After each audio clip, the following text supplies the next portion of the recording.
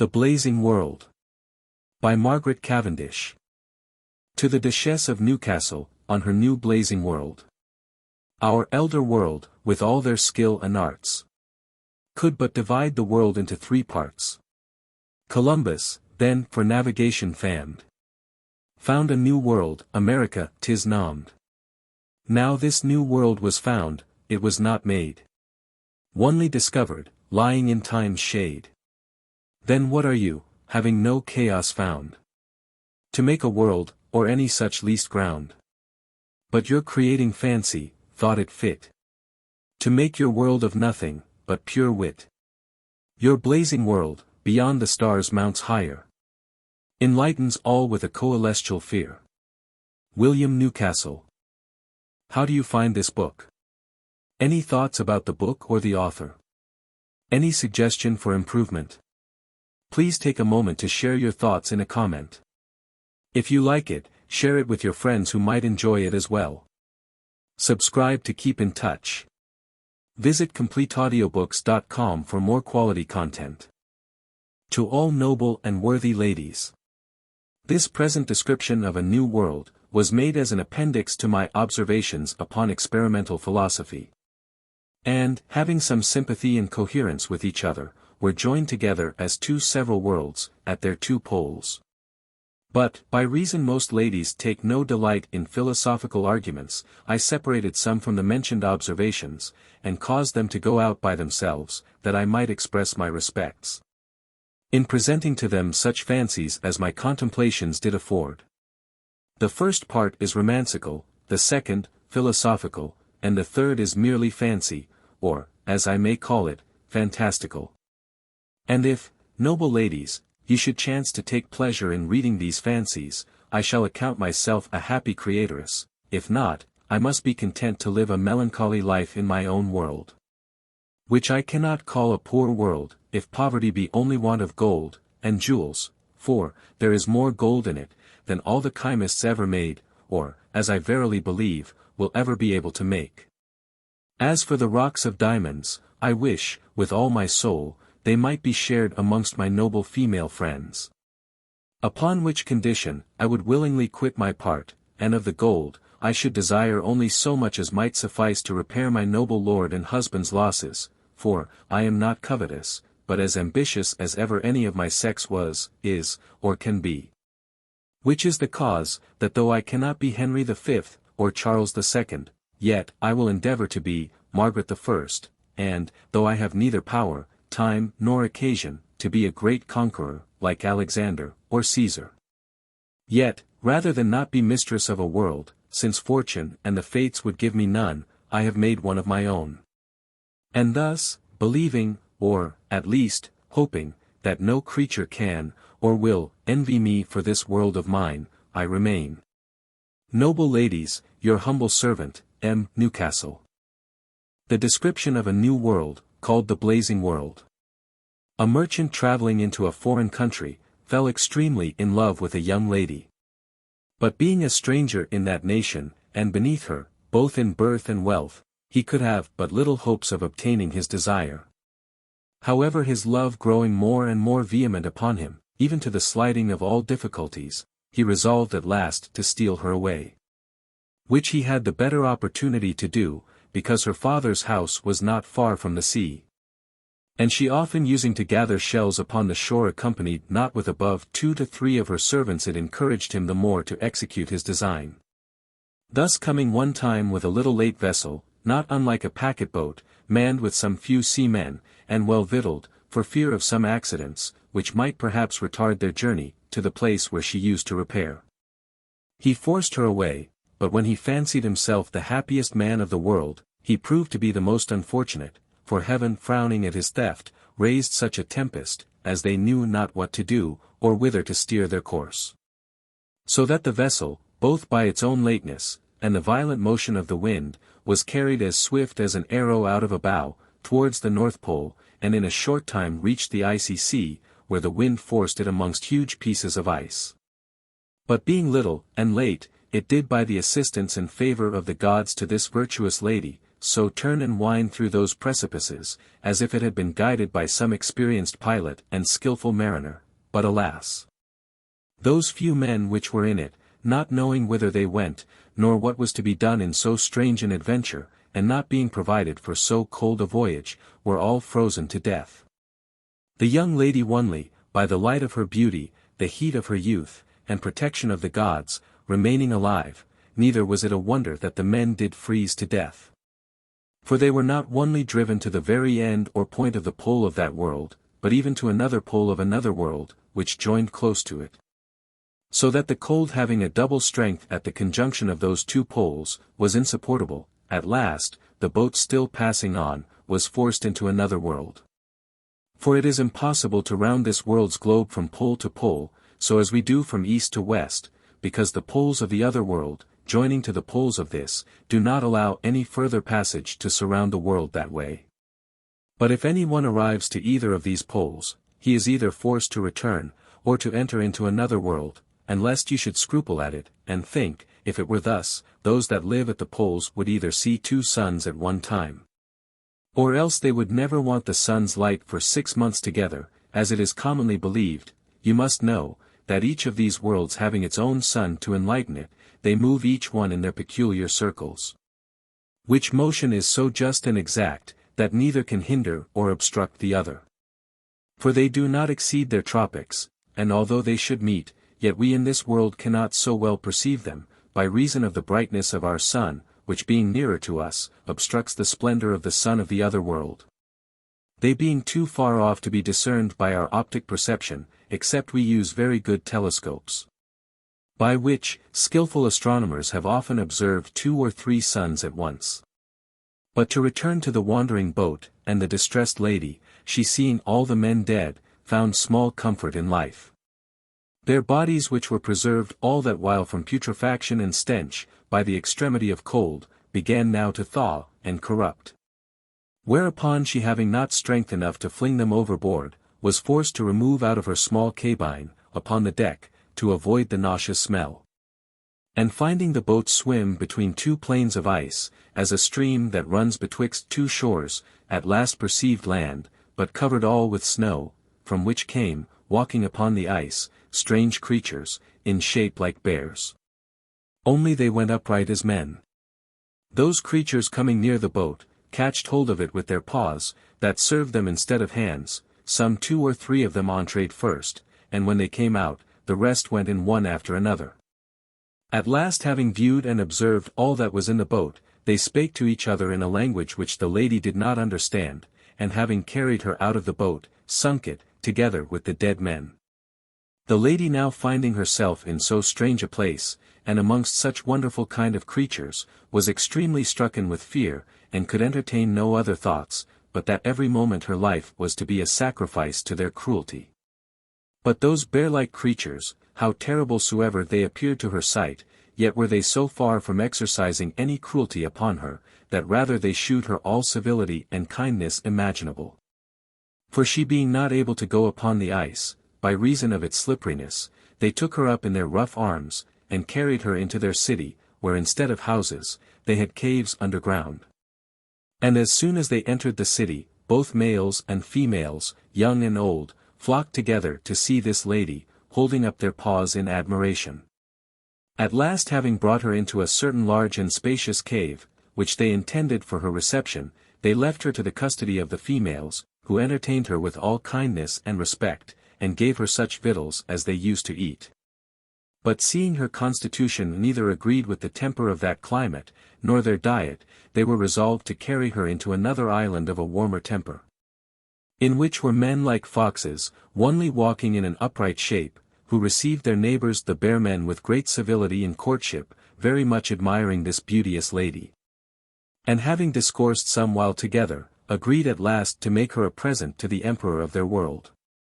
To which end, after she had made some short stay in the same place, they brought her across that island to a large river, whose stream runs smooth and clear, like crystal, in which were numerous boats, much like our fox-traps. In one whereof she was carried, some of the bear and fox men waiting on her. And as soon as they had crossed the river, they came into an island where there were men which had heads, beaks and feathers, like wild geese, only they went in an upright shape. Like the bear men and fox men, their rumps they carried between their legs, their wings were of the same length with their bodies, and their tails of an indifferent size, trailing after them like a lady's garment. And after the bear and fox men had declared their intention and design to their neighbors, the geese, or bird men, some of them joined to the rest, and attended the lady through that island, till they came to another great and large river, where there was a preparation made of many boats, much like birds' nests, only of a bigger size. And having crossed that river, they arrived into another island, which was of a pleasant and mild temper, full of woods, and the inhabitants thereof were satyrs, who received both the bear, fox, and bird men, with all respect and civility. And after some conferences, for they all understood each other's language, some chief of the satyrs joining to them, accompanied the lady out of that island to another river, wherein were many handsome and commodious barges. And having crossed that river, they entered into a large and spacious kingdom, the men whereof were of a grass-green complexion, who entertained them very kindly, and provided all conveniences for their further voyage. Hitherto they had only crossed rivers, but now they could not avoid the open seas any longer. Wherefore they made their ships and tacklings ready to sail over into the island, where the Emperor of the blazing world, for so it was called, kept his residence. Very good navigators they were. And though they had no knowledge of the lodestone, or needle or pendulous watches, yet, which was as serviceable to them, they had subtle observations, and great practice.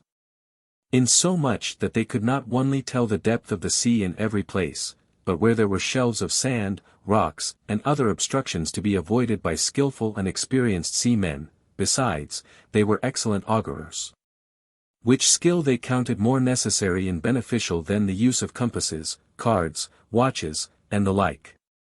But, above the rest, they had an extraordinary art, much to be taken notice of by experimental philosophers, and that was a certain engine, which would draw in a great quantity of air, and shoot forth wind with a great force. This engine in a calm, they placed behind their ships, and in a storm, before, for it served against the raging waves, like cannons against an hostile army, or besieged town. It would batter and beat the waves in pieces, were they as high as steeples. And as soon as a breach was made, they forced their passage through, in spite even of the most furious wind, using 2 of those engines at every ship, one before, to beat off the waves, and another behind to drive it on. So that the artificial wind had the better of the natural. For, it had a greater advantage of the waves, than the natural of the ships, the natural being above the face of the water, could not without a downright motion enter or press into the ships. Whereas the artificial with a sideward motion, did pierce into the bowels of the waves. Moreover, it is to be observed, that in a great tempest they would join their ships in batellerie, and when they feared wind and waves would be too strong for them, if they divided their ships, they joined as many together as the compass or advantage of the places of the liquid element would give them leave. For, their ships were so ingeniously contrived, that they could fasten them together as close as a honeycomb, without waste of place, and being thus united, no wind nor waves were able to separate them. The emperor's ships were all of gold, but the merchants and skippers, of leather. The golden ships were not much heavier than ours of wood, by reason they were neatly made, and required not such thickness, neither were they troubled with pitch, tar, pumps, guns, and the like, which make our wooden ships very heavy. For though they were not all of a piece, yet they were so well soldered, that there was no fear of leaks, chinks, or clefts. And as for guns, there was no use of them, because they had no other enemies but the winds, but the leather ships were not altogether so sure, although much later. Besides, they were pitched to keep out water. Having thus prepared, and ordered their navy, they went on in despite of calm or storm, and though the lady at first fancied herself in a very sad condition, and her mind was much tormented with doubts and fears, not knowing whether this strange adventure would tend to her safety or destruction. Yet she being withal of a generous spirit, and ready wit, considering what dangers she had passed, and finding those sorts of men civil and diligent attendants to her, took courage, and endeavored to learn their language. Which after she had obtained so far, that partly by some words and signs she was able to apprehend their meaning, she was so far from being afraid of them, that she thought herself not only safe, but very happy in their company, by which we may see, that novelty discomposes the mind, but acquaintance settles it in peace and tranquillity. At last, having passed by several rich islands and kingdoms, they went towards Paradise, which was the seat of the emperor, and coming in sight of it, rejoiced very much. The lady at first could perceive nothing but high rocks, which seemed to touch the skies. And although they appeared not of an equal height, yet they seemed to be all one piece, without partitions, but at last drawing nearer, she perceived a cliff, which was a part of those rocks, out of which she spied coming forth a great number of boats, which afar off shewed like a company of ants, marching one after another.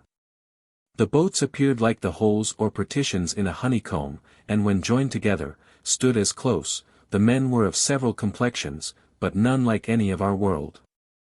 And when both the boats and ships met, they saluted and spake to each other very courteously. For there was but one language in all that world, nor no more but one emperor, to whom they all submitted with the greatest duty and obedience, which made them live in a continued peace and happiness, not acquainted with foreign wars or home-bred insurrections. The lady now being arrived at this place, was carried out of her ship into one of those boats, and conveyed through the same passage, for there was no other, into that part of the world where the emperor did reside. Which part was very pleasant, and of a mild temper. Within itself it was divided by a great number of vast and large rivers, all ebbing and flowing, into several islands of unequal distance from each other, which in most parts were as pleasant, healthful, rich, and fruitful, as nature could make them. And, as I mentioned before, secure from all foreign invasions, by reason there was but one way to enter, and that like a labyrinth, so winding and turning among the rocks, that no other vessels but small boats, could pass, carrying not above 3 passengers at a time. On each side all along the narrow and winding river, there were several cities, some of marble, some of alabaster, some of agate, some of amber, some of coral, and some of other precious materials not known in our world. All which after the lady had passed, she came to the imperial city, named Paradise, which appeared in form like several islands. For, rivers did run betwixt every street, which together with the bridges, whereof there was a great number, were all paved. The city itself was built of gold. And their architectures were noble, stately, and magnificent, not like our modern, but like those in the Romans' time. For, our modern buildings are like those houses which children used to make of cards, one story above another, fitter for birds, than men, but theirs were more large and broad, than high. The highest of them did not exceed 2 stories, besides those rooms that were underground, as cellars, and other offices. The emperor's palace stood upon an indifferent ascent from the imperial city, at the top of which ascent was a broad arch, supported by several pillars, which went round the palace, and contained 4 of our English miles in compass. Within the arch stood the emperor's guard, which consisted of several sorts of men. At every half-mile, was a gate to enter, and every gate was of a different fashion. The first, which allowed a passage from the imperial city into the palace, had on either hand a cloister, the outward part whereof stood upon arches sustained by pillars, but the inner part was close, being entreed through the gate. The palace itself appeared in its middle like the aisle of a church, 1.5 miles long, and 1/2 mile broad. The roof of it was all arched, and rested upon pillars, so artificially placed that a stranger would lose himself therein without a guide. At the extreme sides, that is, between the outward and inward part of the cloister, were lodgings for attendants, and in the midst of the palace, the emperor's own rooms, whose lights were placed at the top of every one. Because of the heat of the sun, the emperor's apartment for state was no more enclosed than the rest. Only an imperial throne was in every apartment, of which the several adornments could not be perceived until one entered, because the pillars were so just opposite to one another, that all the adornments could not be seen at one. The first part of the palace was, as the imperial city, all of gold, and when it came to the emperor's apartment, it was so rich with diamonds, pearls, rubies, and the like precious stones, that it surpasses my skill to enumerate them all. Amongst the rest, the imperial room of state appeared most magnificent. It was paved with green diamonds, for there are in that world diamonds of all colors, so artificially, as it seemed but of one piece. The pillars were set with diamonds so close, and in such a manner, that they appeared most glorious to the sight. Between every pillar was a bow or arch of a certain sort of diamonds, the like whereof our world does not afford. Which being placed in every one of the arches in several rows, seemed just like so many rainbows of several different colors. The roof of the arches was of blue diamonds, and in the midst thereof was a carbuncle, which represented the sun. And the rising and setting sun at the east and west side of the room were made of rubies. Out of this room there was a passage into the emperor's bedchamber, the walls whereof were of jet, and the floor of black marble. The roof was of mother of pearl, where the moon and blazing stars were represented by white diamonds, and his bed was made of diamonds and carbuncles. No sooner was the lady brought before the emperor, but he conceived her to be some goddess, and offered to worship her. Which she refused, telling him, for by that time she had pretty well learned their language, that although she came out of another world, yet was she but a mortal. At which the emperor rejoicing, made her his wife, and gave her an absolute power to rule and govern all that world as she pleased. But her subjects, who could hardly be persuaded to believe her mortal, tendered her all the veneration and worship due to a deity. Her accoutrement after she was made empress, was as followeth: on her head she wore a cap of pearl, and a half-moon of diamonds just before it, on the top of her crown came spreading over a broad carbuncle, cut in the form of the sun. Her coat was of pearl, mixed with blue diamonds, and fringed with red ones, her buskins and sandals were of green diamonds, in her left hand she held a buckler, to signify the defense of her dominions. Which buckler was made of that sort of diamond as has several different colors, and being cut and made in the form of an arch, shewed like a rainbow. In her right hand she carried a spear made of white diamond, cut like the tail of a blazing star, which signified that she was ready to assault those that proved her enemies.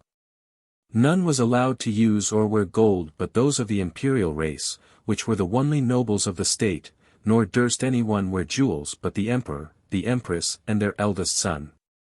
Notwithstanding that they had an infinite quantity both of gold and precious stones in that world, for they had larger extents of gold, than our Arabian sands, their precious stones were rocks, and their diamonds of several colors. They used no coin, but all their traffic was by exchange of several commodities. Their priests and governors were princes of the imperial blood, and made eunuchs for that purpose. And as for the ordinary sort of men in that part of the world where the emperor resided, they were of several complexions, not white, black, tawny, olive or ash-colored. But some appeared of an azure, some of a deep purple, some of a grass green, some of a scarlet, some of an orange color, and which colors and complexions, whether they were made by the bare reflection of light, without the assistance of small particles, or by the help of well-ranged and ordered atoms, or by a continual agitation of little globules, or by some pressing and reacting motion, I am not able to determine. The rest of the inhabitants of that world, were men of several different sorts, shapes, figures, dispositions, and humours, as I have already made mention, heretofore. Some were bear men, some worm men, some fish, or mere men, otherwise called sirens. Some bird men, some fly men, some ant men, some geese men, some spider men, some lice men, some fox men, some ape men, some jackdaw men, some magpie men, some parrot men, some satyrs, some giants, and many more, which I cannot all remember. And of these several sorts of men, each followed such a profession as was most proper for the nature of their species, which the Empress encouraged them in, especially those that had applied themselves to the study of several arts and sciences. For they were as ingenious and witty in the invention of profitable and useful arts, as we are in our world, nay, more, and to that end she erected schools, and founded several societies. The bear men were to be her experimental philosophers, the bird men her astronomers, the fly, worm and fish men her natural philosophers, the ape men her chymists, the satyrs her Galenic physicians, the fox men her politicians. The spider and lice men her mathematicians, the jackdaw, magpie, and parrot men her orators and logicians, the giants her architects, and but before all things, she having got a sovereign power from the emperor over all the world, desired to be informed both of the manner of their religion and government. And to that end she called the priests and statesmen, to give her an account of either. Of the statesmen she inquired, first, why they had so few laws. To which they answered, that many laws made many divisions, which most commonly did breed factions, and at last break out into open wars. Next, she asked, why they preferred the monarchical form of government before any other. They answered, that as it was natural for one body to have but one head, so it was also natural for a politic body to have but one governor, and that a commonwealth, which had many governors was like a monster with many heads. Besides, said they, a monarchy is a divine form of government, and agrees most with our religion, for as there is but one God, whom we all unanimously worship and adore with one faith. So we are resolved to have but one emperor, to whom we all submit with one obedience. Then the Empress, seeing that the several sorts of her subjects had each their churches apart, asked the priests, whether they were of several religions. They answered her Majesty, that there was no more but one religion in all that world, nor no diversity of opinions in that same religion, for though there were several sorts of men, yet had they all but one opinion concerning the worship and adoration of God. The Empress asked them, whether they were Jews, Turks, or Christians. We do not know, said they, what religions those are. But we do all unanimously acknowledge, worship and adore the onely, omnipotent, and eternal God, with all reverence, submission, and duty. Again, the Empress inquired, whether they had several forms of worship.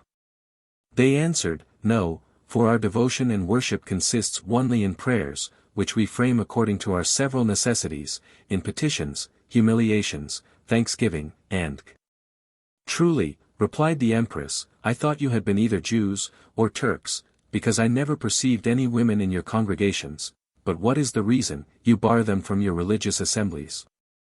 It is not fit, said they, that men and women should be promiscuously together in time of religious worship, for their company hinders devotion, and makes many, instead of praying to God, direct their devotion to their mistresses. But, asked the Empress, have they no congregation of their own, to perform the duties of divine worship, as well as men? No, answered they, but they stay at home, and say their prayers by themselves in their closets. Then the Empress desired to know the reason why the priests and governors of their world were made eunuchs. They answered, to keep them from marriage, for women and children most commonly make disturbance both in church and state. But, said she, women and children have no employment in church or state. 'Tis true, answered they. But, although they are not admitted to public employments, yet are they so prevalent with their husbands and parents, that many times by their importunate persuasions, they cause as much, nay, more mischief secretly, than if they had the management of public affairs. The Empress, having received an information of what concerned both church and state, passed some time in viewing the imperial palace, where she admired much the skill and ingenuity of the architects, and inquired of them, first, why they built their houses no higher than 2 stories from the ground.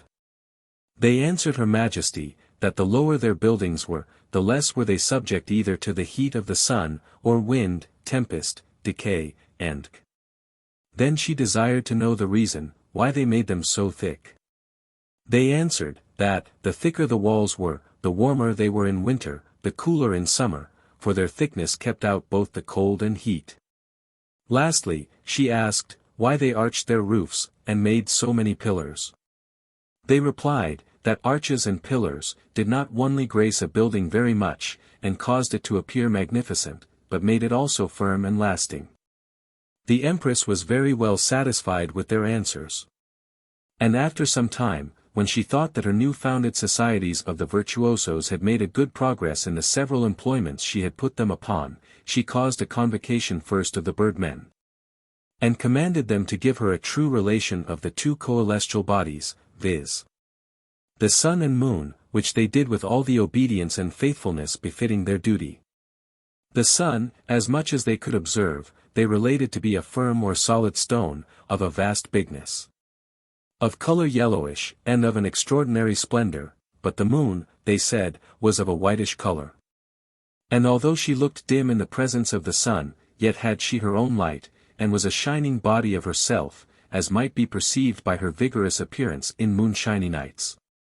The difference only betwixt her own and the sun's light was, that the sun did strike his beams in a direct line, but the moon never respected the center of their world in a right line, but her center was always eccentrical.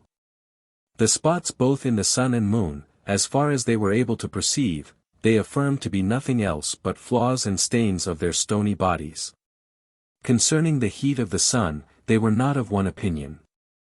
Some would have the sun hot in itself, alleging an old tradition, that it should at some time break asunder, and burn the heavens, and consume this world into hot embers, which, said they, could not be done, if the sun were not fiery of itself. Others again said, this opinion could not stand with reason, for fire being a destroyer of all things, the sunstone after this manner would burn up all the near adjoining bodies. Besides, said they, fire cannot subsist without fuel.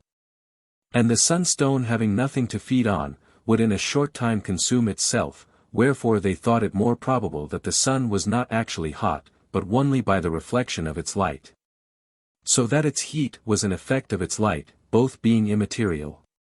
But this opinion again was laughed at by others, and rejected as ridiculous, who thought it impossible that one immaterial should produce another, and believed that both the light and heat of the sun proceeded from a swift circular motion of the ethereal globules, which by their striking upon the optic nerve, caused light, and their motion produced heat, but neither would this opinion hold.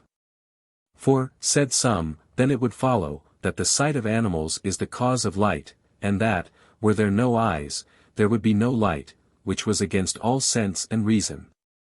Thus they argued concerning the heat and light of the sun. But, which is remarkable, none did say, that the sun was a globous fluid body, and had a swift circular motion, but all agreed, it was fixed and firm like a center, and therefore they generally called it the sunstone. Then the Empress asked them the reason, why the sun and moon did often appear in different postures or shapes, as sometimes magnified, sometimes diminished, sometimes elevated, otherwhiles depressed, now thrown to the right, and then to the left. To which some of the birdmen answered, that it proceeded from the various degrees of heat and cold, which are found in the air, from whence did follow a differing density and rarity. And likewise from the vapors that are interposed, whereof those that ascend are higher and less dense than the ambient air, but those which descend are heavier and more dense. But others did with more probability affirm, that it was nothing else but the various patterns of the air, for like as painters do not copy out one and the same original just alike at all times, so, said they, do several parts of the air make different patterns of the luminous bodies of the sun and moon, which patterns, as several copies, the sensitive motions do figure out in the substance of our eyes. This answer the Empress liked much better than the former, and inquired further, what opinion they had of those creatures that are called the motes of the sun.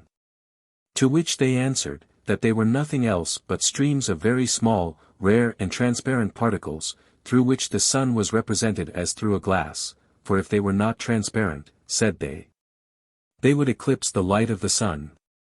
And if not rare and of an airy substance, they would hinder flies from flying in the air, at least retard their flying motion. Nevertheless, although they were thinner than the thinnest vapor, yet were they not so thin as the body of air, or else they would not be perceptible by animal sight. Then the Empress asked, whether they were living creatures. They answered, yes, because they did increase and decrease, and were nourished by the presence, and starved by the absence of the sun. Having thus finished their discourse of the sun and moon, the Empress desired to know what stars there were besides. But they answered, that they could perceive in that world none other but blazing stars, and from thence it had the name that it was called the blazing world. And these blazing stars, said they, were such solid, firm and shining bodies as the sun and moon, not of a globular, but of several sorts of figures, some had tails, and some other kinds of shapes. After this, the Empress asked them, what kind of substance or creature the air was. The birdmen answered, that they could have no other perception of the air, but by their own respiration, for, said they, some bodies are only subject to touch, others only to sight, and others only to smell. But some are subject to none of our exterior senses, for nature is so full of variety, that our weak senses cannot perceive all the various sorts of her creatures. Neither is there any one object perceptible by all our senses, no more than several objects are by one sense. I believe you, replied the Empress. But if you can give no account of the air, said she, you will hardly be able to inform me how wind is made, for they say, that wind is nothing but motion of the air. The birdmen answered, that they observed wind to be more dense than air, and therefore subject to the sense of touch, but what properly wind was, and the manner how it was made, they could not exactly tell. Some said, it was caused by the clouds falling on each other. And others, that it was produced of a hot and dry exhalation, which ascending, was driven down again by the coldness of the air that is in the middle region, and by reason of its lateness, could not go directly to the bottom, but was carried by the air up and down. Some would have it a flowing water of the air. And others again, a flowing air moved by the blaze of the stars. But the Empress, seeing they could not agree concerning the cause of wind, asked, whether they could tell how snow was made. To which they answered that according to their observation, snow was made by a commixture of water, and some certain extract of the element of fire that is under the moon. A small portion of which extract, being mixed with water, and beaten by air or wind, made a white froth called snow, which being after some while dissolved by the heat of the same spirit, turned to water again. This observation amazed the Empress very much.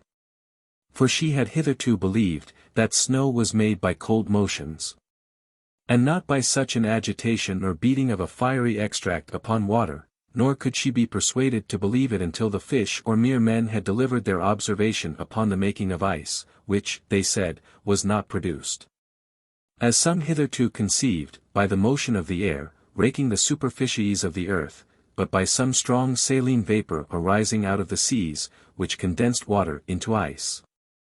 And the more quantity there was of that vapor, the greater were the mountains of precipices of ice. But the reason that it did not so much freeze in the torrid zone, or under the ecliptic, as near or under the poles, was, that this vapor in those places being drawn up by the sunbeams into the middle region of the air, was only condensed into water, and fell down in showers of rain. Whenas, under the poles, the heat of the sun being not so vehement, the same vapor had no force or power to rise so high, and therefore caused so much ice, by ascending and acting only upon the surface of water.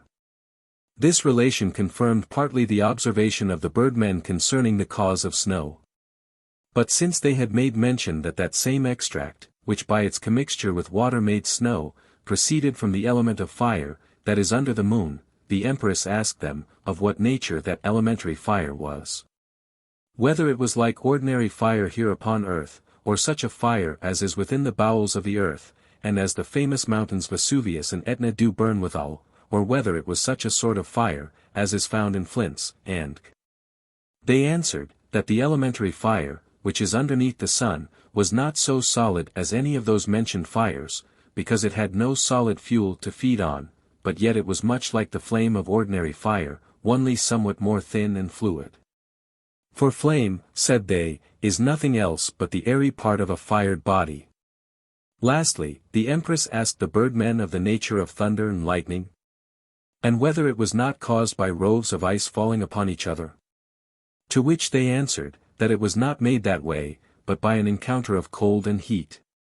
So that an exhalation being kindled in the clouds, did dash forth lightning, and that there were so many rentings of clouds as there were sounds and cracking noises, but this opinion was contradicted by others, who affirmed that thunder was a sudden and monstrous blaze, stirred up in the air, and did not always require a cloud. But the Empress not knowing what they meant by blaze, for even they themselves were not able to explain the sense of this word, liked the former better. And, to avoid hereafter tedious disputes, and have the truth of the phenomena of coelestial bodies more exactly known, commanded the bare men, which were her experimental philosophers, to observe them through such instruments as are called telescopes, which they did according to Her Majesty's command. But these telescopes caused more differences and divisions amongst them, than ever they had before, for some said, they perceived that the sun stood still, and the earth did move about it, others were of opinion, that they both did move. And others said again, that the earth stood still, and sun did move, some counted more stars than others, some discovered new stars never seen before, some fell into a great dispute with others concerning the bigness of the stars. Some said, the moon was another world like their terrestrial globe, and the spots therein were hills and valleys. But others would have the spots to be the terrestrial parts, and the smooth and glossy parts, the sea. At last, the Empress commanded them to go with their telescopes to the very end of the pole that was joined to the world she came from, and try whether they could perceive any stars in it, which they did. And, being returned to Her Majesty, reported that they had seen 3 blazing stars appear there, one after another in a short time, whereof 2 were bright, and 1 dim. But they could not agree neither in this observation, for some said, it was but 1 star which appeared at 3 several times, in several places, and others would have them to be 3 several stars. For they thought it impossible, that those 3 several appearances should have been but 1 star, because every star did rise at a certain time, and appeared in a certain place, and did disappear in the same place, next. It is altogether improbable, said they, that 1 star should fly from place to place, especially at such a vast distance, without a visible motion, in so short a time, and appear in such different places, whereof 2 were quite opposite, and the 3rd sideways. Lastly, if it had been but 1 star, said they, it would always have kept the same splendor, which it did not. For, as above mentioned, 2 were bright, and 1 was dim. After they had thus argued, the Empress began to grow angry at their telescopes, that they could give no better intelligence. For, said she, now I do plainly perceive, that your glasses are false informers, and instead of discovering the truth, delude your senses. Wherefore I command you to break them, and let the birdmen trust only to their natural eyes, and examine celestial objects by the motions of their own sense and reason. The bearmen replied, that it was not the fault of their glasses, which caused such differences in their opinions, but the sensitive motions in their optic organs did not move alike. Nor were their rational judgments always regular, to which the Empress answered, that if their glasses were true informers, they would rectify their irregular sense and reason. But, said she, nature has made your sense and reason more regular than art has your glasses, for they are mere deluders, and will never lead you to the knowledge of truth, wherefore I command you again to break them. For you may observe the progressive motions of celestial bodies with your natural eyes better than through artificial glasses. The bearmen being exceedingly troubled at Her Majesty's displeasure concerning their telescopes, kneeled down, and in the humblest manner petitioned, that they might not be broken. For, said they, we take more delight in artificial delusions, than in natural truths. Besides, we shall want employments for our senses, and subjects for arguments. For, were there nothing but truth, and no falsehood, there would be no occasion to dispute, and by this means we should want the aim and pleasure of our endeavors in confuting and contradicting each other. Neither would one man be thought wiser than another, but all would either be alike knowing and wise, or all would be fools. Wherefore we most humbly beseech your Imperial Majesty to spare our glasses, which are our only delight, and as dear to us as our lives. The Empress at last consented to their request, but upon condition, that their disputes and quarrels should remain within their schools, and cause no factions or disturbances in state or government. The bearmen, full of joy, returned their most humble thanks to the Empress. And to make her amends for the displeasure which their telescopes had occasioned, told Her Majesty, that they had several other artificial optic glasses, which they were sure would give Her Majesty a great deal more satisfaction. Amongst the rest, they brought forth several microscopes, by the means of which they could enlarge the shapes of little bodies, and make a lose appear as big as an elephant, and a mite as big as a whale. First of all they shewed the Empress a grey dronefly, wherein they observed that the greatest part of her face, nay, of her head, consisted of 2 large bunches all covered over with a multitude of small pearls or hemispheres in a trigonal order, which pearls were of 2 degrees, smaller and bigger. The smaller degree was lowermost, and looked towards the ground. The other was upward, and looked sideward, forward and backward. They were all so smooth and polished, that they were able to represent the image of any object. The number of them was in all 14,000. After the view of this strange and miraculous creature, and their several observations upon it, the Empress asked them, what they judged those little hemispheres might be. They answered, that each of them was a perfect eye, by reason they perceived that each was covered with a transparent cornea, containing a liquor within them, which resembled the watery or glassy humor of the eye. To which the Empress replied, that they might be glassy pearls, and yet not eyes, and that perhaps their microscopes did not truly inform them. But they smilingly answered Her Majesty, that she did not know the virtue of those microscopes, for they never delude, but rectify and inform the senses. Nay, the world, said they, would be but blind without them, as it has been in former ages before those microscopes were invented. After this, they took a charcoal, and viewing it with one of their best microscopes, discovered in it an infinite multitude of pores, some bigger, some less.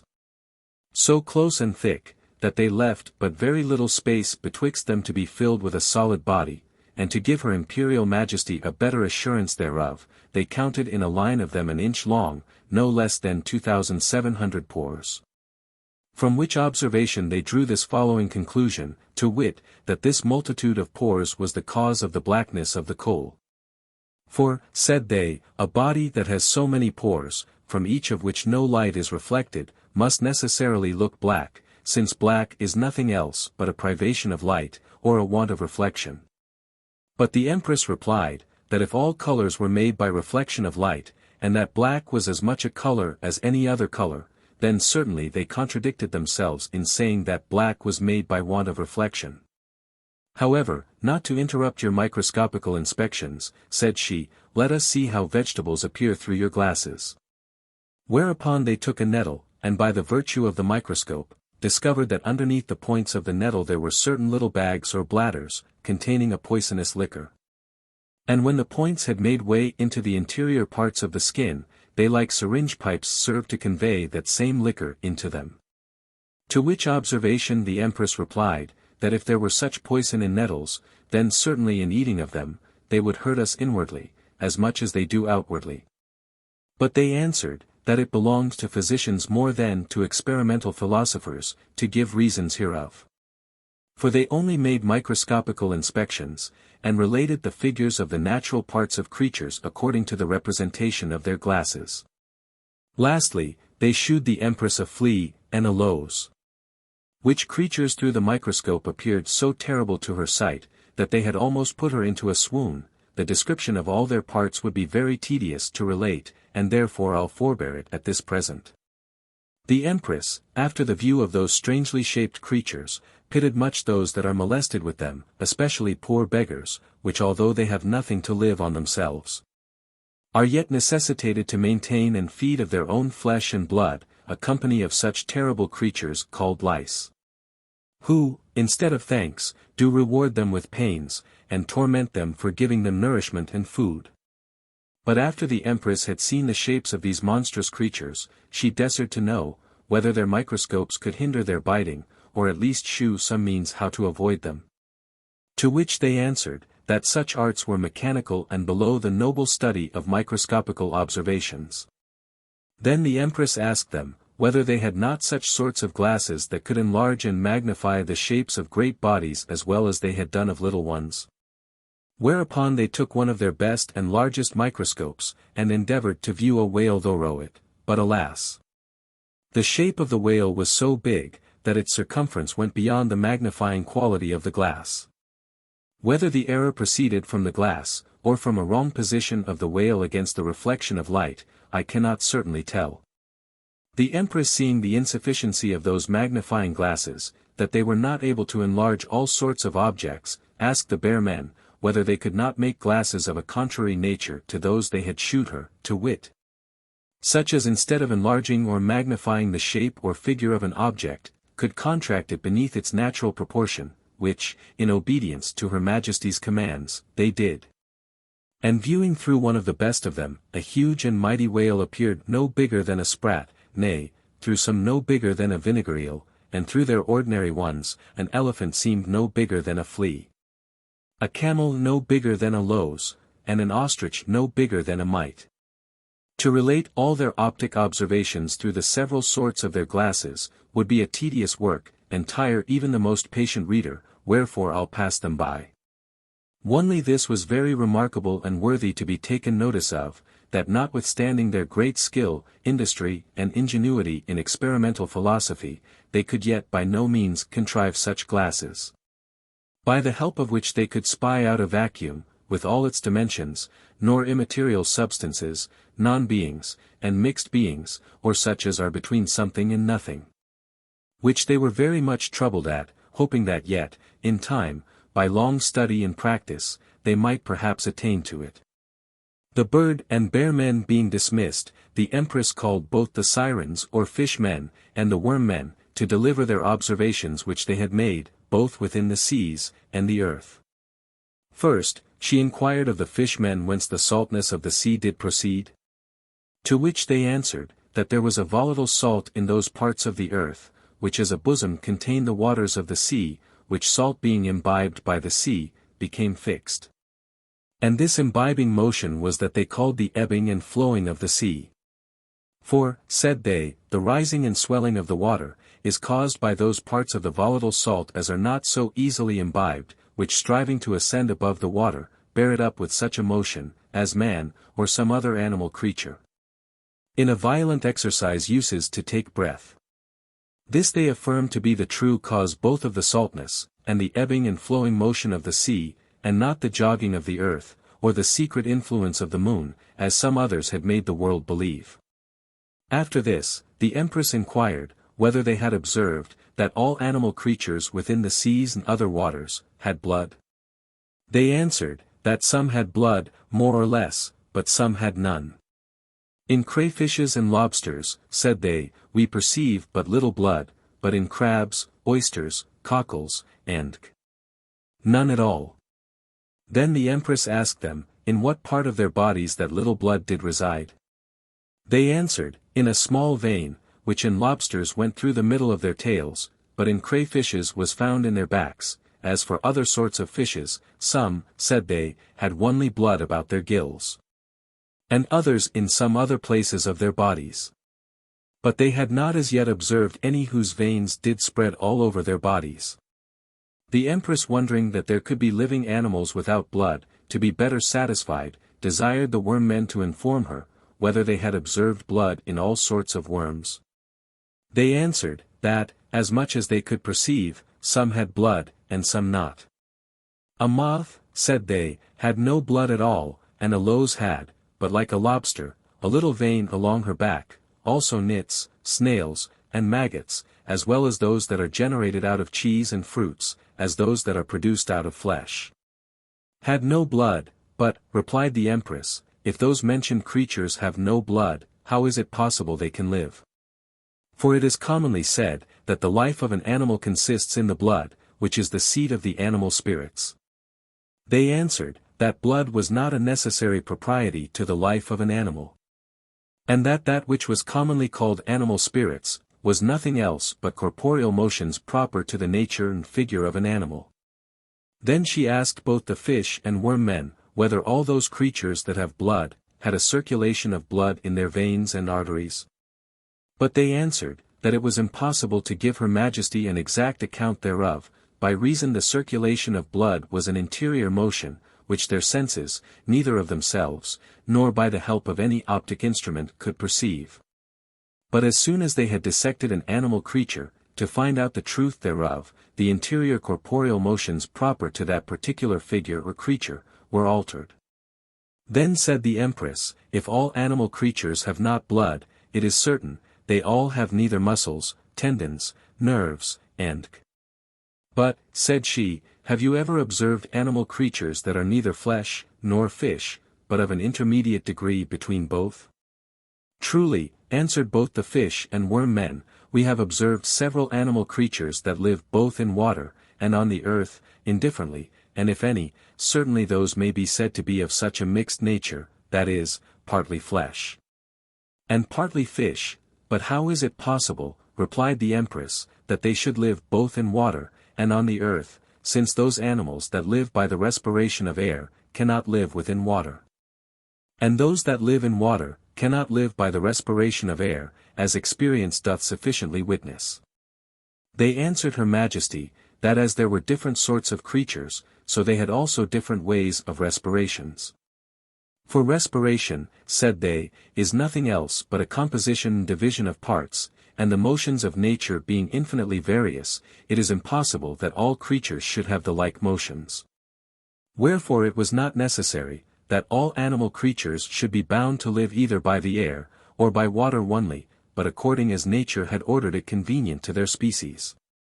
The Empress seemed very well satisfied with their answer, and desired to be further informed, whether all animal creatures did continue their species by a successive propagation of particulars, and whether in every species the offsprings did always resemble their generator or producer, both in their interior and exterior figures.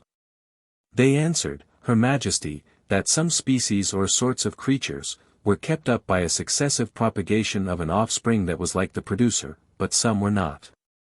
Of the first rank, said they, are all those animals that are of different sexes, besides several others. But of the second rank are for the most part those we call insects, whose production proceeds from such causes as have no conformity or likeness with their produced effects. As for example, maggots bred out of cheese, and several others generated out of earth, water, and the like. But said the Empress, there is some likeness between maggots and cheese, for cheese has no blood, nor maggots neither. Besides, they have almost the same taste which cheese has. This proves nothing, answered they, for maggots have a visible, local, progressive motion, which cheese hath not. The Empress replied, that when all the cheese was turned into maggots, it might be said to have local, progressive motion. They answered, that when the cheese by its own figurative motions was changed into maggots, it was no more cheese. The Empress confessed that she observed nature was infinitely various in her works, and that though the species of creatures did continue, yet their particulars were subject to infinite changes. But since you have informed me, said she, of the various sorts and productions of animal creatures, I desire you to tell me what you have observed of their sensitive perceptions. Truly, answered they, Your Majesty puts a very hard question to us, and we shall hardly be able to give a satisfactory answer to it. For there are many different sorts of creatures, which as they have all different perceptions, so they have also different organs, which our senses are not able to discover, only in an oyster shell we have with admiration observed that the common sensorium of the oyster lies just as the closing of the shells, where the pressure and reaction may be perceived by the opening and shutting of the shells every tide. After all this, the Empress desired the worm men to give her a true relation how frost was made upon the earth. To which they answered, that it was made much after the manner and description of the fish and bird men, concerning the congelation of water into ice and snow, by a commixture of saline and acid particles. Which relation added a great light to the ape men, who were the chymists, concerning their chemical principles, salt, sulfur, and mercury. But, said the Empress, if it be so, it will require an infinite multitude of saline particles to produce such a great quantity of ice, frost, and snow. Besides, said she, when snow, ice and frost, turn again into their former principle, I would fain know what becomes of those saline particles. But neither the worm men, nor the fish and bird men, could give her an answer to it. Then the Empress inquired of them the reason, why springs were not as salt as the sea is. Also, why some did ebb and flow. To which it was answered, that the ebbing and flowing of some springs, was caused by hollow caverns within the earth, where the sea water crowding thorough, did thrust forward, and drew backward the spring water, according to its own way of ebbing and flowing. But others said, that it proceeded from a small proportion of saline and acid particles, which the spring water imbibed from the earth, and although it was not so much as to be perceived by the sense of taste, yet it was enough to cause an ebbing and flowing motion. And as for the spring water being fresh, they gave, according to their observation, this following reason, there is, said they, a certain heat within the bowels of the earth, proceeding from its swift circular motion, upon its own acts. Which heat distills the rarest parts of the earth into a fresh and insipid water, which water being through the pores of the earth, conveyed into a place where it may break forth without resistance or obstruction, causes springs and fountains. And these distilled waters within the earth, do nourish and refresh the grosser and drier parts thereof. This relation confirmed the Empress in the opinion concerning the motion of the earth, and the fixedness of the sun, as the birdmen had informed her. And then she asked the worm-men, whether minerals and vegetables were generated by the same heat that is within the bowels of the earth? To which they could give her no positive answer.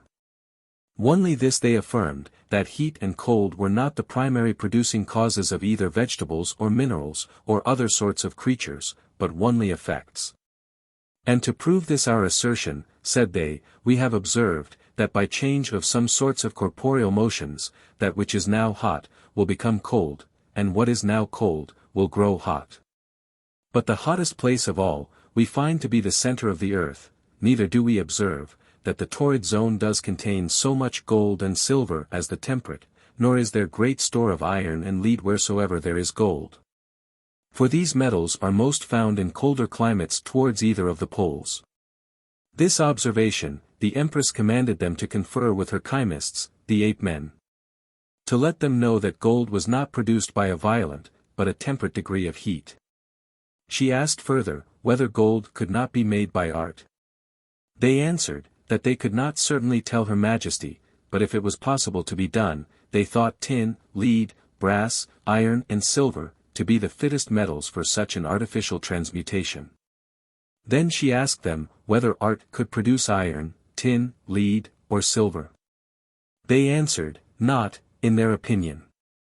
Then I perceive, replied the Empress, that your judgments are very irregular, since you believe that gold, which is so fixed a metal, that nothing has been found as yet which could occasion a dissolution of its interior figure, may be made by art. And not tin, lead, iron, copper or silver, which yet are so far weaker, and meaner metals than gold is.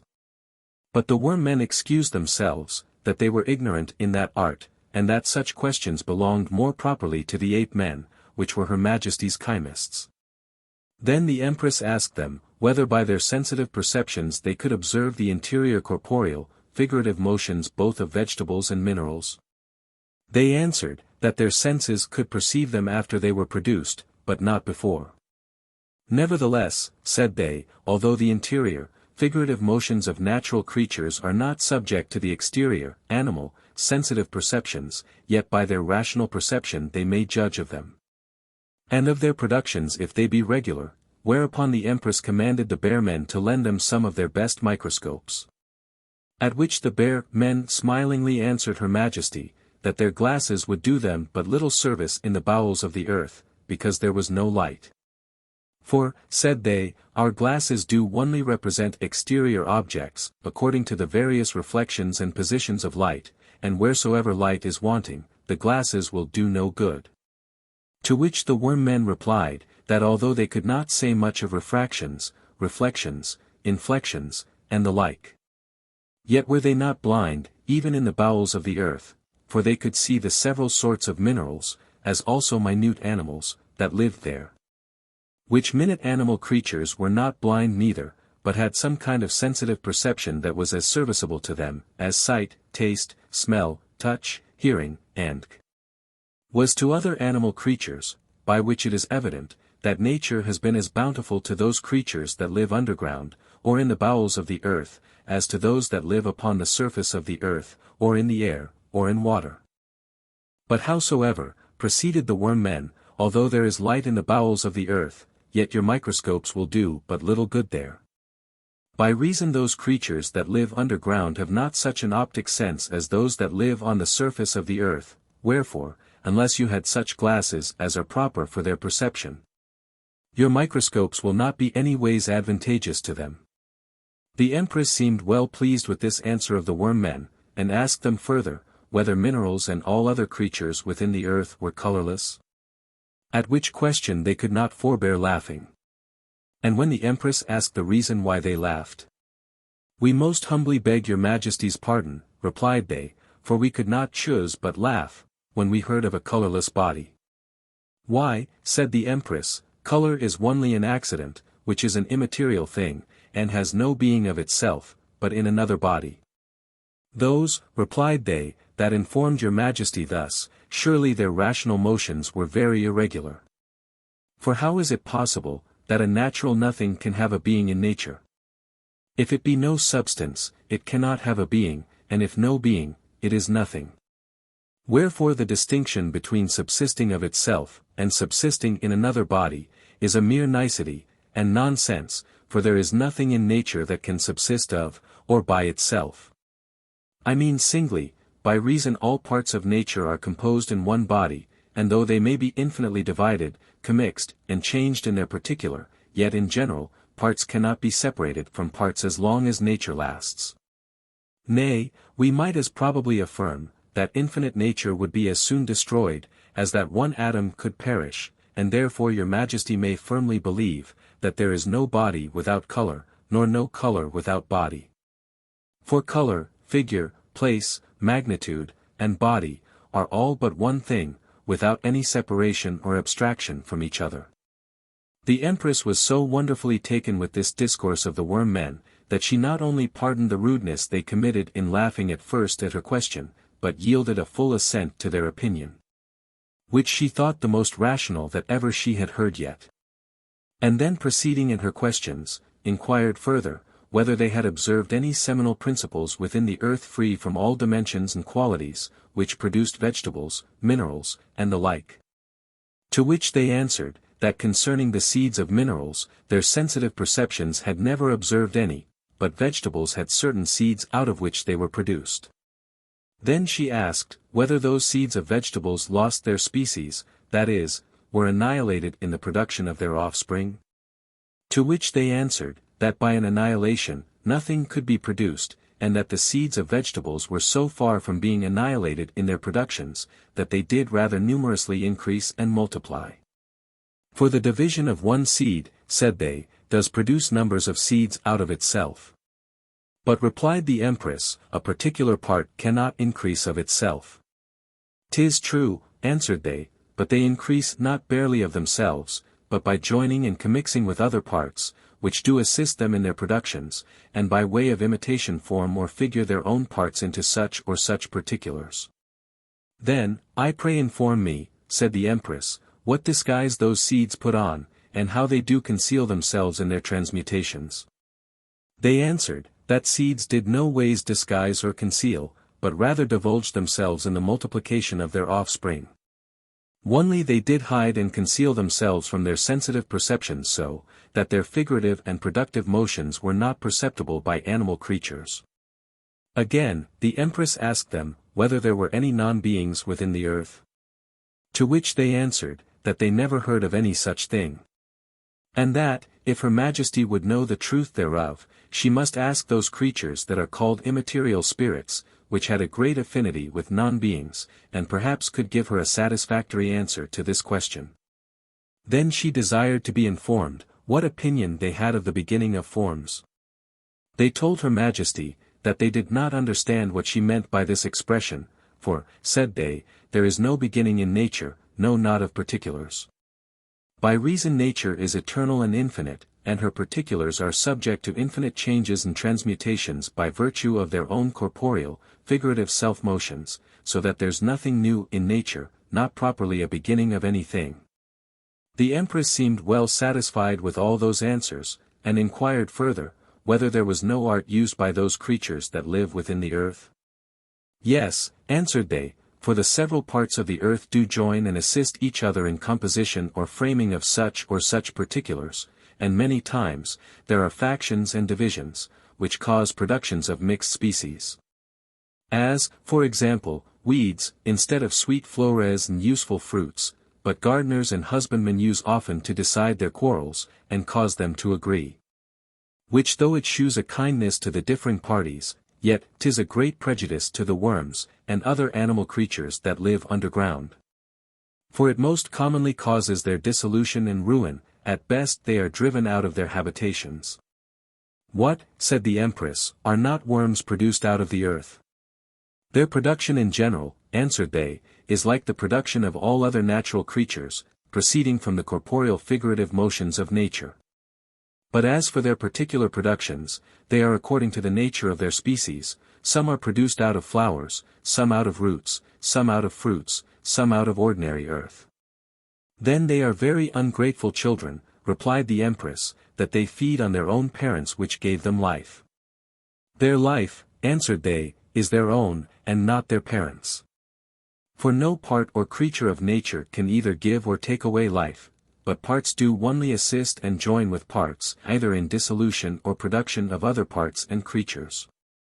After this, and several other conferences, which the Empress held with the worm men, she dismissed them, and having taken much satisfaction in several of their answers, encouraged them in their studies and observations.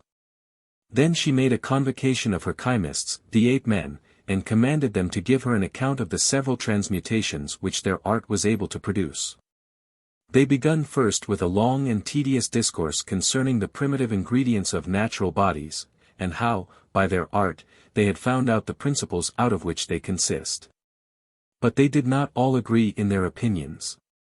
For some said, that the principles of all natural bodies were the four elements, fire, air, water, earth, out of which they were composed. Others rejected this elementary commixture, and said, there were many bodies out of which none of the four elements could be extracted by any degree of fire whatsoever. And that, on the other side, there were divers bodies, whose resolution by fire reduced them into more than four different ingredients. And these affirmed, that the only principles of natural bodies were salt, sulfur, and mercury.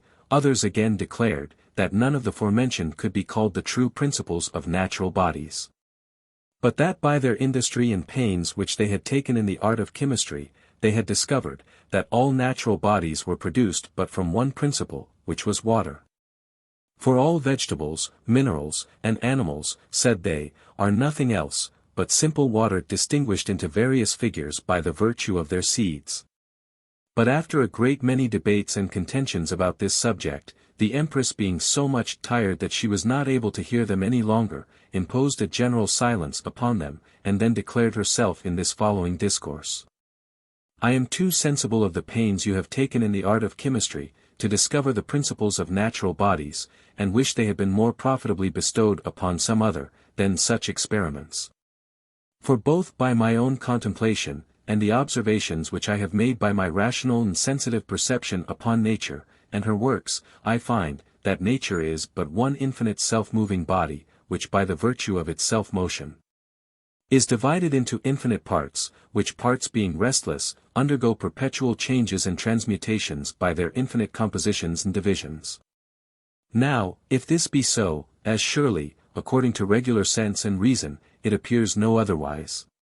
It is in vain to look for primary ingredients, or constitutive principles of natural bodies, since there is no more but one universal principle of nature, to wit, self-moving matter, which is the only cause of all natural effects. Next, I desire you to consider, that fire is but a particular creature, or effect of nature, and occasions not only different effects in several bodies, but on some bodies has no power at all. Witness gold, which never could be brought yet to change its interior figure by the art of fire, and if this be so, why should you be so simple as to believe that fire can shew you the principles of nature? And that either the four elements, or water only, or salt, sulfur and mercury, all which are no more but particular effects and creatures of nature, should be the primitive ingredients or principles of all natural bodies. Wherefore, I will not have you to take more pains, and waste your time in such fruitless attempts, but be wiser hereafter, and bussy yourselves with such experiments as may be beneficial to the public. The Empress having thus declared her mind to the ape men, and given them better instructions than perhaps they expected, not knowing that her Majesty had such great and able judgment in natural philosophy, had several conferences with them concerning chemical preparations, which for brevity's sake, all forbear to rehearse. Amongst the rest, she asked, how it came that the imperial race appeared so young, and yet was reported to have lived so long. Some of them 2, some 3, and some 400 years. And whether it was by nature, or a special divine blessing. To which they answered, that there was a certain rock in the parts of that world, which contained the golden sands, which rock was hollow within, and did produce a gum that was 100 years before it came to its full strength and perfection. This gum, said they, if it be held in a warm hand, will dissolve into an oil, the effects whereof are following, it being given every day for some certain time, to an old decayed man, in the bigness of a little pea, will first make him spit for a week, or more. After this, it will cause vomits of phlegm, and after that it will bring forth by vomits, humours of several colours, first of a pale yellow, then of a deep yellow, then of a green, and lastly of a black colour. And each of these humours have a several taste, some are fresh, some salt, some sour, some bitter, and so forth. Neither do all these vomits make them sick, but they come out on a sudden, and unawares, without any pain or trouble to the patient, and after it hath done all these mentioned effects, and cleared both the stomach and several other parts of the body, then it works upon the brain, and brings forth of the nose such kinds of humours as it did out of the mouth, and much after the same manner. Then it will purge by stool, then by urine, then by sweat, and lastly by bleeding at the nose, and the hemorrhoids, all which effects it will perform within the space of 6 weeks, or a little more. For it does not work very strongly, but gently, and by degrees. Lastly, when it has done all this, it will make the body break out into a thick scab, and cause both hair, teeth, and nails to come off. Which scab being arrived to its full maturity, opens first along the back, and comes off all in a piece like armour, and all this is done within the space of 4 months. After this the patient is wrapped into a cere cloth, prepared of certain gums and juices, wherein he continues until the time of 9 months be expired from the first beginning of the cure, which is the time of a child's formation in the womb. In the meanwhile, his diet is nothing else but eagle's eggs, and hind's milk, and after the cerecloth is taken away, he will appear of the age of 20, both in shape and strength. The weaker sort of this gum is sovereign in healing of wounds, and curing of slight distempers. But this is also to be observed, that none of the imperial race does use any other drink but lime water, or water in which limestone is immerged. Their meat is nothing else but fowl of several sorts, their recreations are many, but chiefly hunting. This relation amazed the Empress very much. For though in the world she came from, she had heard great reports of the philosopher's stone, yet had she not heard of any that had ever found it out, which made her believe that it was but a chimera. She called also to mind, that there had been in the same world a man who had a little stone which cured all kinds of diseases outward and inward, according it was applied. And that a famous chymist had found out a certain liquor called alcest, which by the virtue of its own fire, consumed all diseases. But she had never heard of a medicine that could renew old age, and render it beautiful, vigorous and strong, nor would she have so easily believed it, had it been a medicine prepared by art. For she knew that art, being nature's changeling, was not able to produce such a powerful effect, but being that the gum did grow naturally, she did not so much scruple at it. For she knew that nature's works are so various and wonderful, that no particular creature is able to trace her ways. The conferences of the chymists being finished, the Empress made an assembly of her Galenical physicians, her herbalists and anatomists. And first she inquired of her herbalists the particular effects of several herbs and drugs, and whence they proceeded. To which they answered, that they could, for the most part, tell her Majesty the virtues and operations of them, but the particular causes of their effects were unknown. Only thus much they could say, that their operations and virtues were generally caused by their proper inherent, corporeal, figurative motions, which being infinitely various in infinite nature, did produce infinite several effects.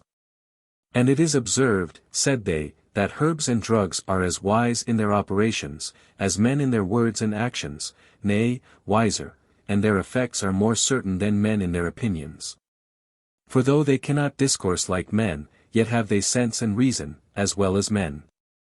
For the discursive faculty is but a particular effect of sense and reason in some particular creatures, to wit, men, and not a principle of nature, and argues often more folly than wisdom. The Empress asked, whether they could not by a composition and commixture of other drugs make them work other effects than they did, used by themselves.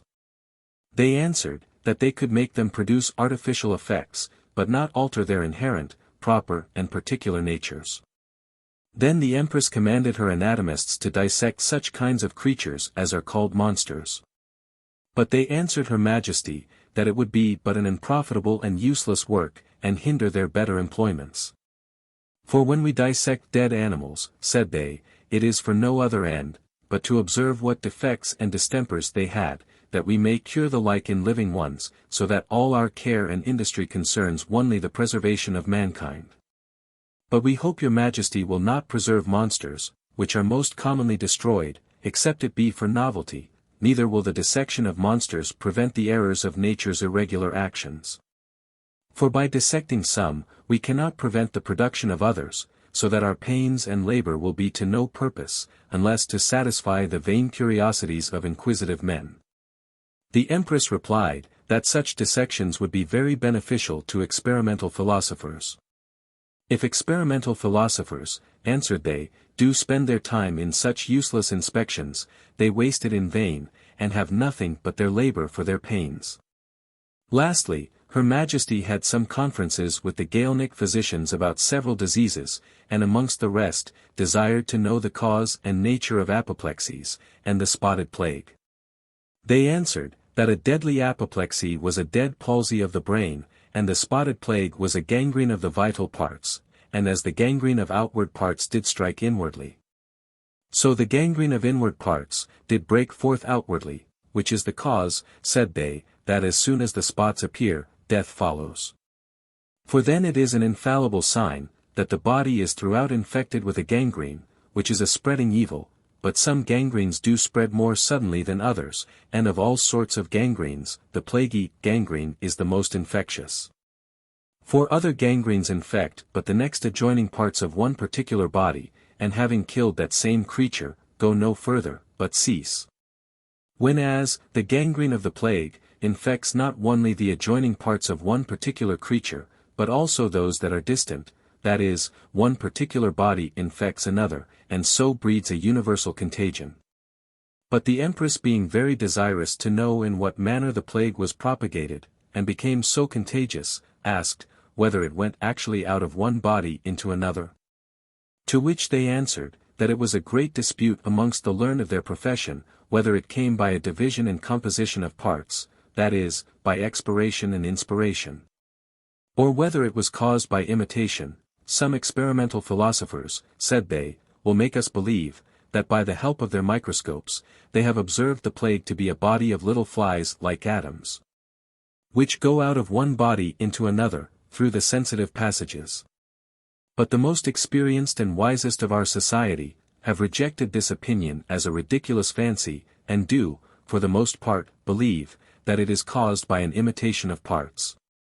So that the motions of some parts which are sound, do imitate the motions of those that are infected, and that by this means, the plague becomes contagious, and spreading.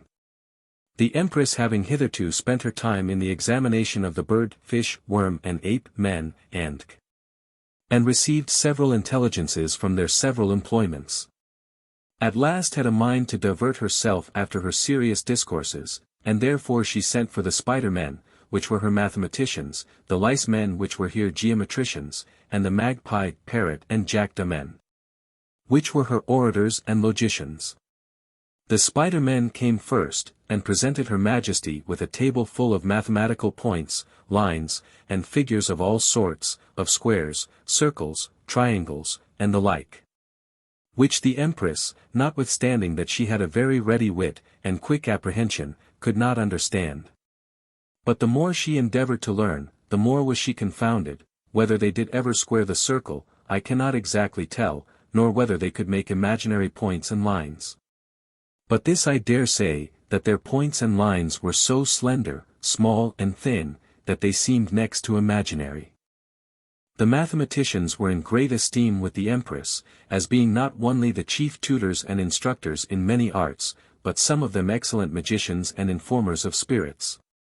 Which was the reason their characters were so abstruse and intricate, that the Empress knew not what to make of them. There is so much to learn in your art, said she, that I can neither spare time from other affairs to bussy myself in your profession. Nor, if I could, do I think I should ever be able to understand your imaginary points, lines and figures, because they are non-beings. Then came the lice men, and endeavored to measure all things to a hair's breadth, and weigh them to an atom. But their weights would seldom agree, especially in the weighing of air, which they found a task impossible to be done, at which the Empress began to be displeased, and told them, that there was neither truth nor justice in their profession. And so dissolved their society. After this, the Empress was resolved to hear the magpie, parrot and jackdaw, which were her professed orators and logicians. Whereupon one of the parrot men rose with great formality, and endeavored to make an eloquent speech before her Majesty. But before he had half ended, his arguments and divisions being so many, that they caused a great confusion in his brain, he could not go forward, but was forced to retire backward, with great disgrace both to himself, and the whole society. And although one of his brethren endeavored to second him by another speech, yet was he as far to seek, as the former. At which the Empress appeared not a little troubled, and told them, that they followed too much the rules of art, and confounded themselves with too nice formalities and distinctions. But since I know, said she, that you are a people who have naturally voluble tongues, and good memories, I desire you to consider more the subject you speak of, than your artificial periods, connections and parts of speech, and leave the rest to your natural eloquence, which they did, and so became very eminent orators. Lastly, her Imperial Majesty being desirous to know what progress her logicians had made in the art of disputing, commanded them to argue upon several themes or subjects, which they did. And having made a very nice discourse of logistical terms and propositions, entreed into a dispute by way of syllogistical arguments, through all the figures and modes. One began with an argument of the first mode of the first figure. Thus, every politician is wise, every knave is a politician, therefore every knave is wise. Another contradicted him with a syllogism of the second mode of the same figure, thus, no politician is wise, every knave is a politician, therefore no knave is wise. The third made an argument in the third mode of the same figure, after this manner, every politician is wise, some knaves are politicians, therefore some knaves are wise. The fourth concluded with a syllogism in the fourth mode of the same figure, thus, no politician is wise, some knaves are politicians, therefore some knaves are not wise. After this they took another subject, and one propounded this syllogism, every philosopher is wise, every beast is wise, therefore every beast is a philosopher. But another said that this argument was false, therefore he contradicted him with a syllogism of the second figure of the fourth mode, thus, every philosopher is wise, some beasts are not wise, therefore some beasts are not philosophers. Thus they argued, and intended to go on, but the Empress interrupted them. I have enough, said she, of your chopped logic, and will hear no more of your syllogisms, for it disorders my reason, and puts my brain on the rack. Your formal argumentations are able to spoil all natural wit, and I'll have you to consider, that art does not make reason, but reason makes art. And therefore as much as reason is above art, so much is a natural rational discourse to be preferred before an artificial, for art is, for the most part irregular, and disorders men's understandings more than it rectifies them. And leads them into a labyrinth where they'll never get out, and makes them dull and unfit for useful employments. Especially your art of logic, which consists only in contradicting each other, in making sophisms, and obscuring truth, instead of clearing it. But they replied to her Majesty, that the knowledge of nature, that is, natural philosophy, would be imperfect without the art of logic, and that there was an improbable truth which could no otherwise be found out than by the art of disputing. Truly, said the Empress, I do believe that it is with natural philosophy, as it is with all other effects of nature, for no particular knowledge can be perfect, by reason knowledge is dividable, as well as composable. Nay, to speak properly, nature herself cannot boast of any perfection, but God himself. Because there are so many irregular motions in nature, and 'tis but a folly to think that art should be able to regulate them, since art itself is, for the most part, irregular. But as for improbable truth, I know not what your meaning is. For truth is more than improbability, nay, there is so much difference between truth and improbability, that I cannot conceive it possible how they can be joined together. In short, said she, I do no ways approve of your profession. And though I will not dissolve your society, yet I shall never take delight in hearing you any more. Wherefore confine your disputations to your schools, lest besides the commonwealth of learning, they disturb also divinity and policy, religion and laws, and by that means draw an utter ruin and destruction both upon church and state. After the Empress had thus finished the discourses and conferences with the mentioned societies of her virtuosos, she considered by herself the manner of their religion, and finding it very defective, was troubled. That so wise and knowing a people should have no more knowledge of the divine truth. Wherefore she consulted with her own thoughts, whether it was possible to convert them all to her own religion, and to that end she resolved to build churches, and make also up a congregation of women, whereof she intended to be the head herself, and to instruct them in the several points of her religion. This she had no sooner begun, but the women, which generally had quick wits, subtle conceptions, clear understandings, and solid judgments, became, in a short time, very devout and zealous sisters. For the Empress had an excellent gift of preaching, and instructing them in the articles of faith, and by that means, she converted them not only soon, but gained an extraordinary love of all her subjects throughout that world. But at last, pondering with herself the inconstant nature of mankind, and fearing that in time they would grow weary, and desert the divine truth, following their own fancies, and living according to their own desires, she began to be troubled that her labors and pains should prove of so little effect, and therefore studied all manner of ways to prevent it. Amongst the rest, she called to mind a relation which the birdmen made her once, of a mountain that did burn in flames of fire. And thereupon did immediately send for the wisest and subtlest of her worm men, commanding them to discover the cause of the eruption of that same fire, which they did. And having dived to the very bottom of the mountain, informed her Majesty, that there was a certain sort of stone, whose nature was such, that being wetted, it would grow excessively hot and break forth into a flaming fire, until it became dry. And then it ceased from burning. The Empress was glad to hear this news, and forthwith desired the worm men to bring her some of that stone, but be sure to keep it secret. She sent also for the bird men, and asked them whether they could not get her a piece of the sun stone.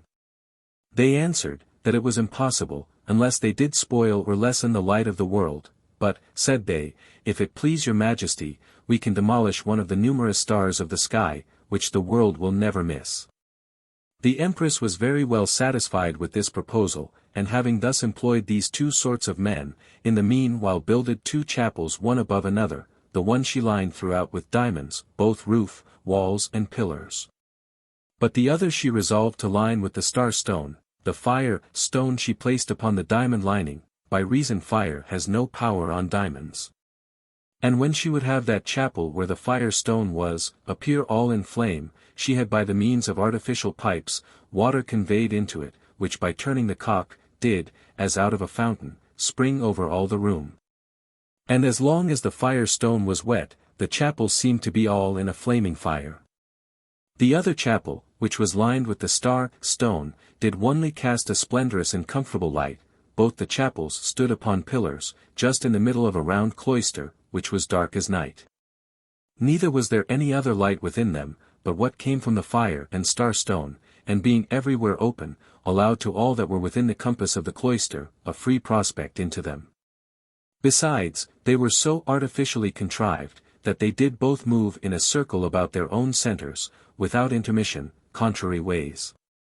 In the chapel which was lined with the fire stone, the Empress preached sermons of terror to the wicked, and told them of the punishments for their sins, to wit, that after this life they should be tormented in an everlasting fire.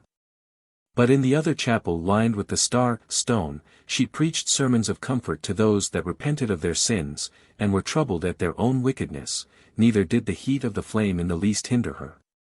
For the fire stone did not cast so great a heat, but the Empress was able to endure it, by reason the water which was poured on the stone, by its own self-motion turned into a flaming fire, occasioned by the natural motions of the stone, which made the flame weaker than if it had been fed by some other kind of fuel. The other chapel where the star stone was, although it did cast a great light, yet was it without all heat, and the Empress appeared like an angel in it, and as that chapel was an emblem of hell, so this was an emblem of heaven. And thus the Empress, by art, and her own ingenuity, did not only convert the blazing world to her own religion, but kept them in a constant belief, without enforcement or bloodshed. For she knew well, that belief was a thing not to be forced or pressed upon the people, but to be instilled into their minds by gentle persuasions.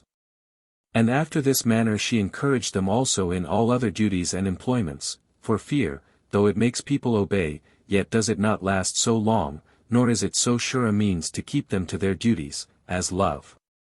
Last of all, when she saw that both church and state now in a well-ordered and settled condition, her thoughts reflected upon the world she came from. And though she had a great desire to know the condition of the same, yet could she advise no manner of way how to gain any knowledge thereof.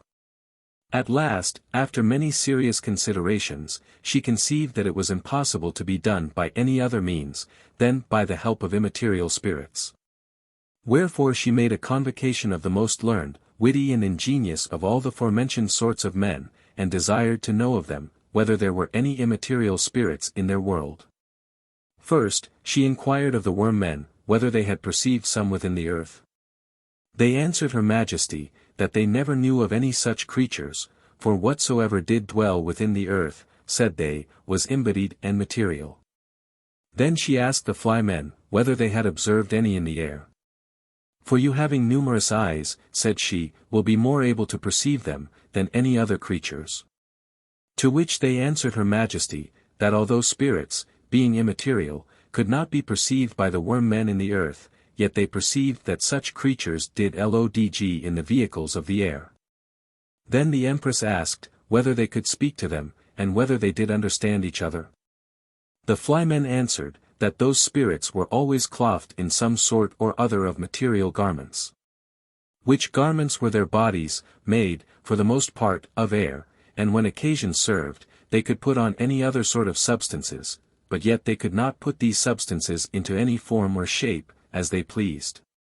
The Empress asked the fly men, whether it was possible that she could be acquainted, and have some conferences with them. They answered, they did verily believe she might. Hereupon the Empress commanded the fly men to ask some of the spirits, whether they would be pleased to give her a visit. This they did. And after the spirits had presented themselves to the Empress, in what shapes and forms, I cannot exactly tell, after some few compliments that passed between them, the Empress told the spirits that she questioned not. But they did know how she was a stranger in that world, and by what miraculous means she was arrived there.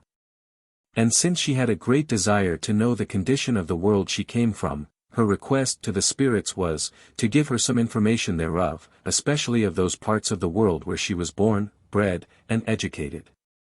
As also of her particular friends and acquaintance, all which, the spirits did according to her desire. At last, after a great many conferences and particular intelligences, which the spirits gave the Empress, to her great satisfaction and content, she inquired after the most famous students, writers, and experimental philosophers in that world, which they gave her full relation of. Amongst the rest she inquired, whether there were none that had found out yet the Jews' Kabbalah. Several have endeavored it, answered the spirits, but those that came nearest, although themselves denied it, were one Dr. D., and one Edward Kelly, the one representing Moses, and the other Aaron, for Kelly was to Dr. D., as Aaron to Moses. But yet they proved at last but mere cheats, and were described by one of their own countrymen, a famous poet, named Ben Jonson, in a play called, The Alchemist, where he expressed Kelly by Captain Face, and D. by Dr. Subtle, and their two wives by Doll Common, and the widow, by the Spaniard. The play, he meant the Spanish ambassador, and by Sir Epicure Mammon, a Polish lord. The Empress remembered that she had seen the play, and asked the spirits, whom he meant by the name of Ananias. Some zealous brethren, answered they, in Holland, Germany, and several other places. Then she asked them, who was meant by the druggist. Truly, answered the spirits, we have forgot, it being so long since it was made and acted. What, replied the Empress, can spirits forget? Yes, said the spirits, for what is past, is only kept in memory, if it be not recorded. I did believe, said the Empress, that spirits had no need of memory, or remembrance, and could not be subject to forgetfulness. How can we, answered they, give an account of things present, if we had no memory, but especially of things past, unrecorded, if we had no remembrance? Said the Empress, by present knowledge and understanding.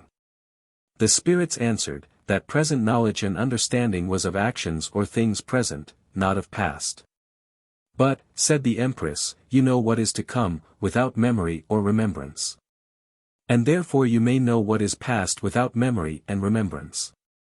They answered, that their foreknowledge was only a prudent and subtle observation made by comparing of things or actions past, with those that are present.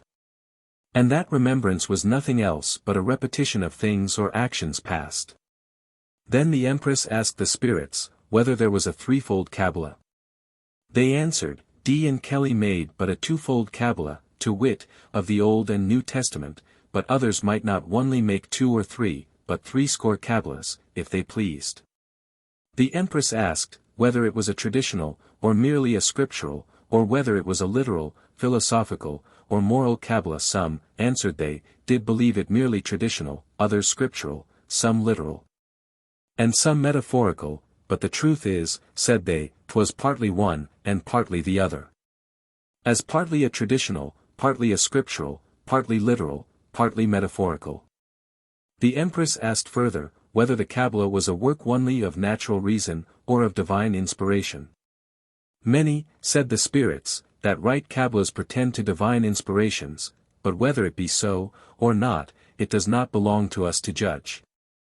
Only this we must needs confess, that it is a work which requires a good wit, and a strong faith, but not natural reason, for though natural reason is most persuasive, yet faith is the chief that is required in Kabbalists. But, said the Empress, is there not divine reason, as well as there is natural? No, answered they, for there is but a divine faith, and as for reason it is only natural. But you mortals are so puzzled about this divine faith, and natural reason, that you do not know well how to distinguish them, but confound them both. Which is the cause you have so many divine philosophers who make a gallimaufry both of reason and faith. Then she asked, whether pure natural philosophers were Kabbalists. They answered, no, but only your mystical or divine philosophers, such as study beyond sense and reason. She inquired further, whether there was any Kabbalah in God, or whether God was full of ideas. They answered, there could be nothing in God, nor could God be full of anything, either forms or figures, but of himself. For God is the perfection of all things, and an unexpressible being, beyond the conception of any creature, either natural or supernatural. Then I pray inform me, said the Empress, whether the Jews' Kabbalah or any other, consist in numbers. The spirits answered, no, for numbers are odd, and different, and would make a disagreement in the Kabbalah. But, said she again, is it a sin then not to know or understand the Kabbalah? God is so merciful, answered they, and so just, that he will never damn the ignorant, and save only those that pretend to know him and his secret counsels by their Kabbahs. But he loves those that adore and worship him with fear and reverence, and with a pure heart. She asked further, which of these 2 Kabbahs was most approved, the natural, or theological? The theological, answered they, is mystical, and belongs only to faith, but the natural belongs to reason. Then she asked them, whether divine faith was made out of reason. No, answered they, for faith proceeds only from a divine saving grace, which is a peculiar gift of God. How comes it then, replied she, that men, even those that are of several opinions, have faith more or less?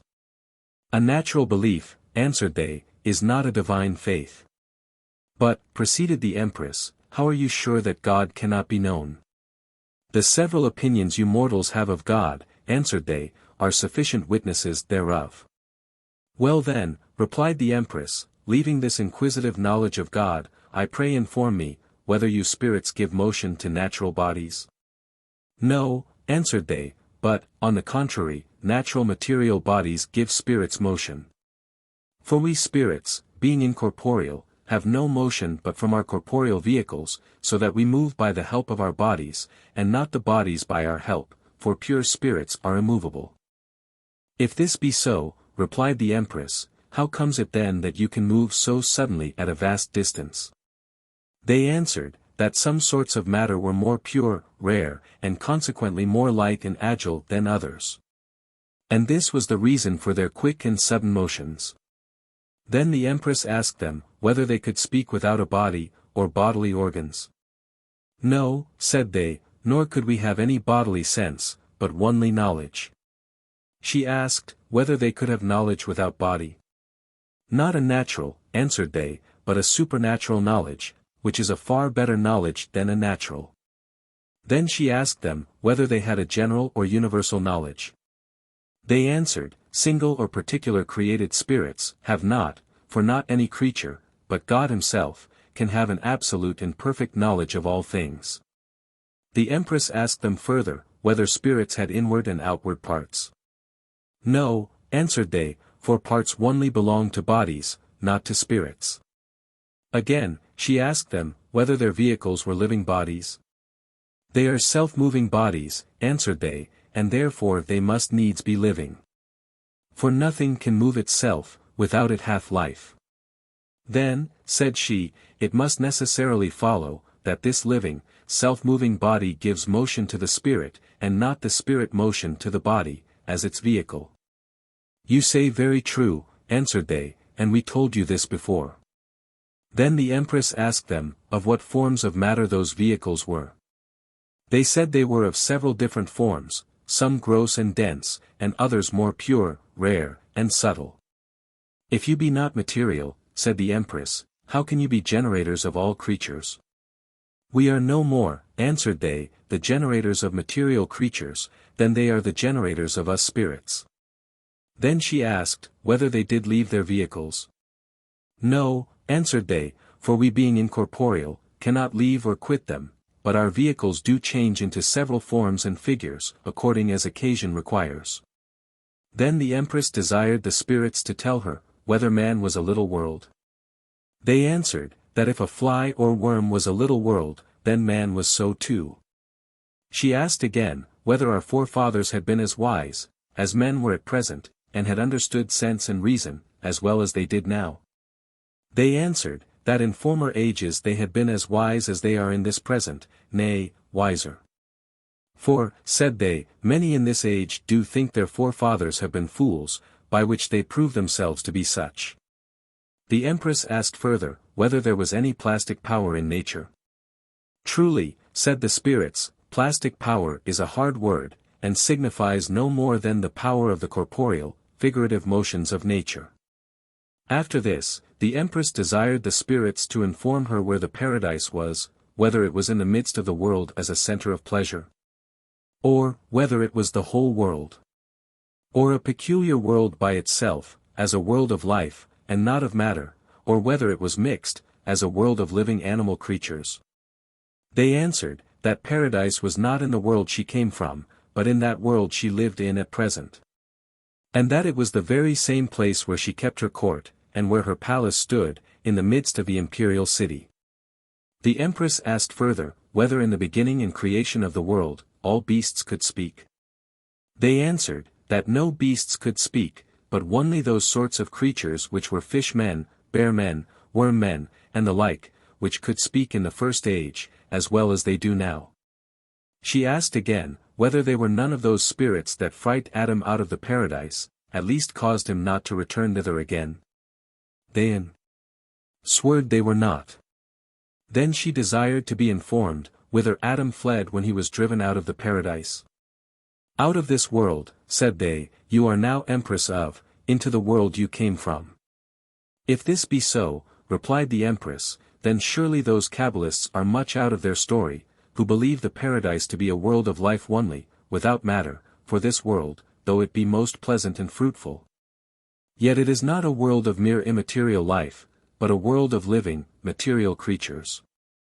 Without question, they are, answered the spirits, for not all Kabbalists are true. Then the Empress asked, that since it is mentioned in the story of the creation of the world, that Eve was tempted by the serpent, whether the devil was within the serpent, or, whether the serpent tempted her without the devil. They answered, that the devil was within the serpent. But how came it then, replied she, that the serpent was cursed? They answered, because the devil was in him. For are not those men in danger of damnation which have the devil within them, who persuades them to believe and act wickedly? The Empress asked further, whether light and the heavens were all one. They answered, that that region which contains the lucid natural orbs, was by mortals named heaven. But the beatifical heaven, which is the habitation of the blessed angels and souls, was so far beyond it, that it could not be compared to any natural creature. Then the Empress asked them, whether all matter was fluid at first. They answered, that matter was always as it is, and that some parts of matter were rare, some dense, some fluid, some solid, and neither was God bound to make all matter fluid at first. She asked further, whether matter was immovable in itself. We have answered you before, said they, that there is no motion but in matter, and were it not for the motion of matter, we spirits, could not move, nor give you any answer to your several questions. After this, the Empress asked the spirits, whether the universe was made within the space of 6 days, or, whether by those 6 days, were meant so many decrees or commands of God. They answered her, that the world was made by the all-powerful decree and command of God, but whether there were 6 decrees or commands, or fewer, or more, no creature was able to tell. Then she inquired, whether there was no mystery in numbers. No other mystery, answered the spirits, but reckoning or counting, for numbers are only marks of remembrance. But what do you think of the number of 4, said she, which Kabbalists make such ado withal, and of the number of 10, when they say that 10 is all, and that all numbers are virtually comprehended in 4? We think, answered they, that Kabbalists have nothing else to do but to trouble their heads with such useless fancies, for naturally there is no such thing as prime or all in numbers. Nor is there any other mystery in numbers, but what man's fancy makes, but what men call prime, or all, we do not know, because they do not agree in the number of their opinion. Then the Empress asked, whether the number of 6 was a simile of matrimony, as being made up of male and female, for 2 into 3 is 6. If any number can be a simile of matrimony, answered the spirits, it is not 6, but 2. If 2 may be allowed to be a number, for the act of matrimony is made up of 2 joined in 1. She asked again, what they said to the number of 7. Whether it was not an emblem of God, because Kabbalists say, that it is neither begotten, nor begets any other number. There can be no emblem of God, answered the spirits, for if we do not know what God is, how can we make an emblem of him? Nor is there any number in God, for God is the perfection himself, but numbers are imperfect, and as for the begetting of numbers, it is done by multiplication and addition, but subtraction is as a kind of death to numbers. If there be no mystery in numbers, replied the Empress, then it is in vain to refer to the creation of the world to certain numbers, as Kabbalists do. The only mystery of numbers, answered they, concerning the creation of the world, is, that as numbers do multiply, so does the world. The Empress asked, how far numbers did multiply? The spirits answered, to infinite. Why, said she, infinite cannot be reckoned, nor numbered. No more, answered they, can the parts of the universe. For God's creation, being an infinite action, as proceeding from an infinite power, could not rest upon a finite number of creatures, were it never so great. But leaving the mystery of numbers, proceeded the Empress, let me now desire you to inform me, whether the suns and planets were generated by the heavens, or ethereal matter. The spirits answered, that the stars and planets were of the same matter which the heavens, the ether, and all other natural creatures did consist of.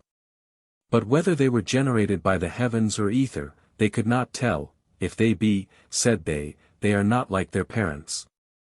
For the sun, stars, and planets, are more splendorous than the ether, as also more solid and constant in their motions, but put the case, the stars and planets were generated by the heavens, and the ethereal matter. The question then would be, out of what these are generated or produced?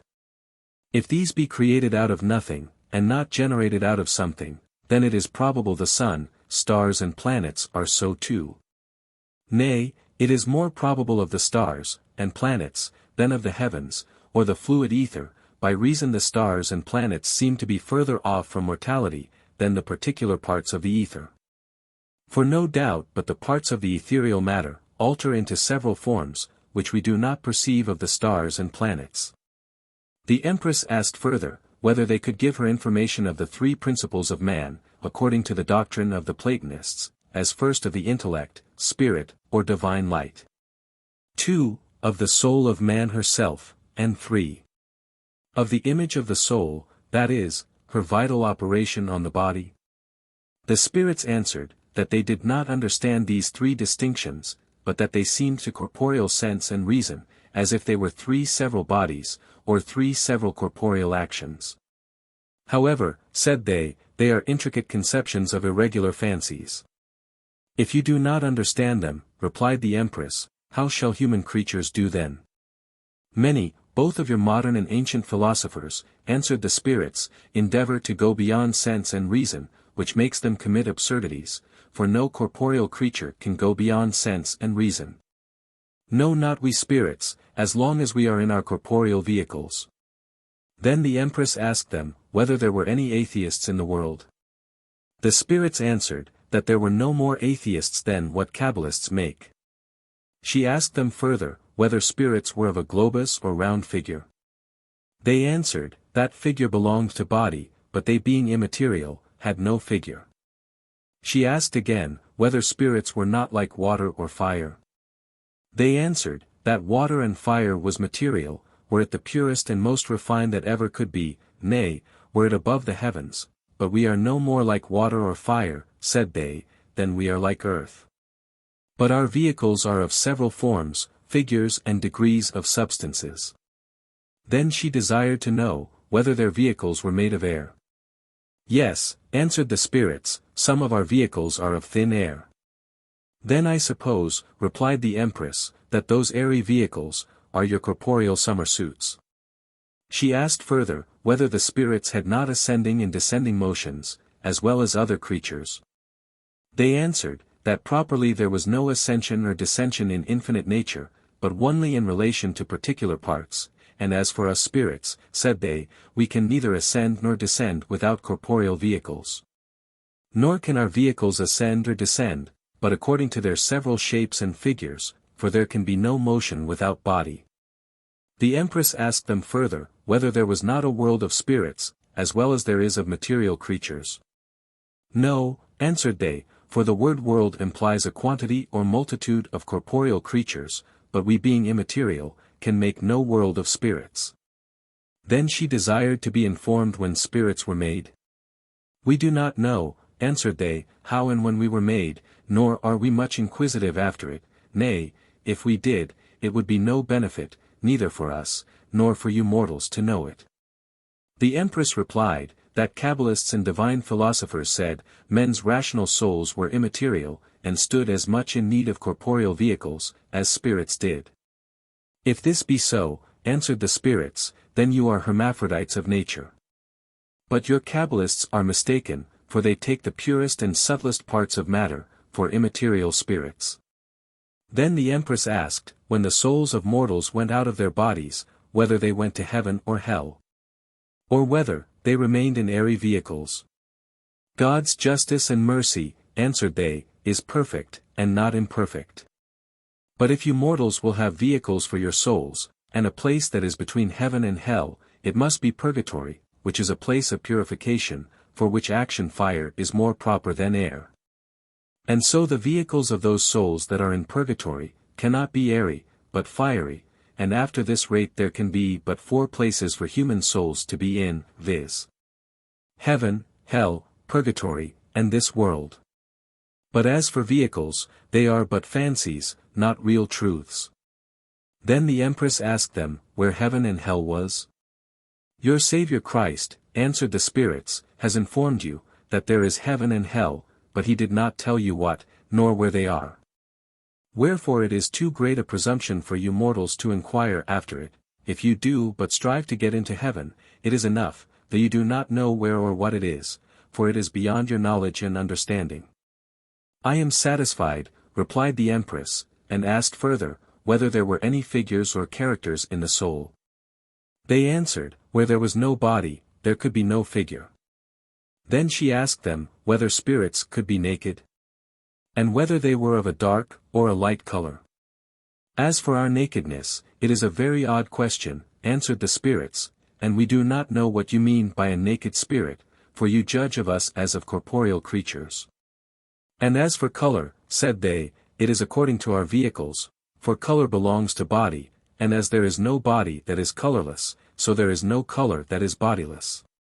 Then the Empress desired to be informed, whether all souls were made at the first creation of the world.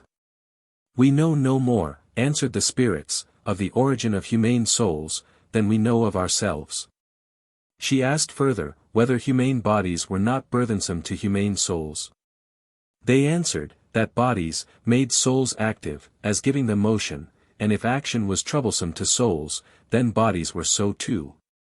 She asked again, whether souls did choose bodies? They answered, that Platonics believed, the souls of lovers lived in the bodies of their beloved, but surely, said they, if there be a multitude of souls in a world of matter, they cannot miss bodies. For as soon as a soul is parted from one body, it enters into another, and souls having no motion of themselves, must of necessity be clothed or embodied with the next parts of matter. If this be so, replied the Empress, then I pray inform me, whether all matter be soulified? The spirits answered, they could not exactly tell that.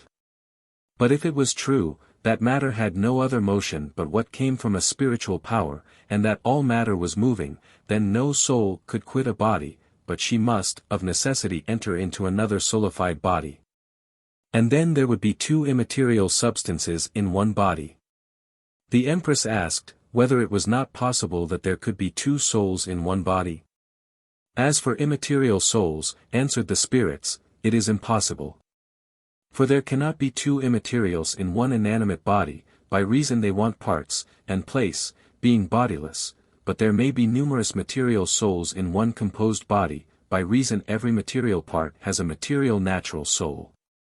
For nature is but one infinite self-moving, living and self-knowing body, consisting of the 3 degrees of inanimate, sensitive and rational matter, so intermixed together, that no part of nature, were it an atom, can be without any of these 3 degrees.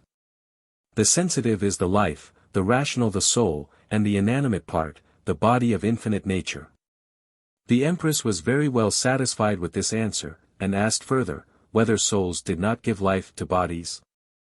No, answered they. But spirits and divine souls have a life of their own, which is not to be divided, being purer than a natural life, for spirits are incorporeal, and consequently indivisible. But when the soul is in its vehicle, said the Empress, then methinks she is like the sun, and the vehicle like the moon. No, answered they, but the vehicle is like the sun, and the soul like the moon. For the soul hath motion from the body, as the moon has light from the sun. Then the Empress asked the spirits, whether it was an evil spirit that tempted Eve, and brought all the mischiefs upon mankind, or, whether it was the serpent. They answered, that spirits could not commit actual evils. The Empress said, they might do it by persuasions. They answered, that persuasions were actions. But the Empress, not being contented with this answer, asked, whether there was not a supernatural evil. The spirits answered, that there was a supernatural good, which was God, but they knew of no supernatural evil, that was equal to God. Then she desired to know, whether evil spirits were reckoned amongst the beasts of the field. They answered, that many beasts of the field were harmless creatures, and very serviceable for man's use. And though some were accounted fierce and cruel, yet did they exercise their cruelty upon other creatures, for the most part, to no other end, but to get themselves food, and to satisfy their natural appetite. But certainly, said they, you men are more cruel to one another, than evil spirits are to you, and as for their habitations in desolate places, we having no communion with them, can give you no certain account thereof. But what do you think, said the Empress, of good spirits? May not they be compared to the fowls of the air? They answered, there were many cruel and ravenous fowls as well in the air, as there were fierce and cruel beasts on earth. so that the good are always mixed with the bad.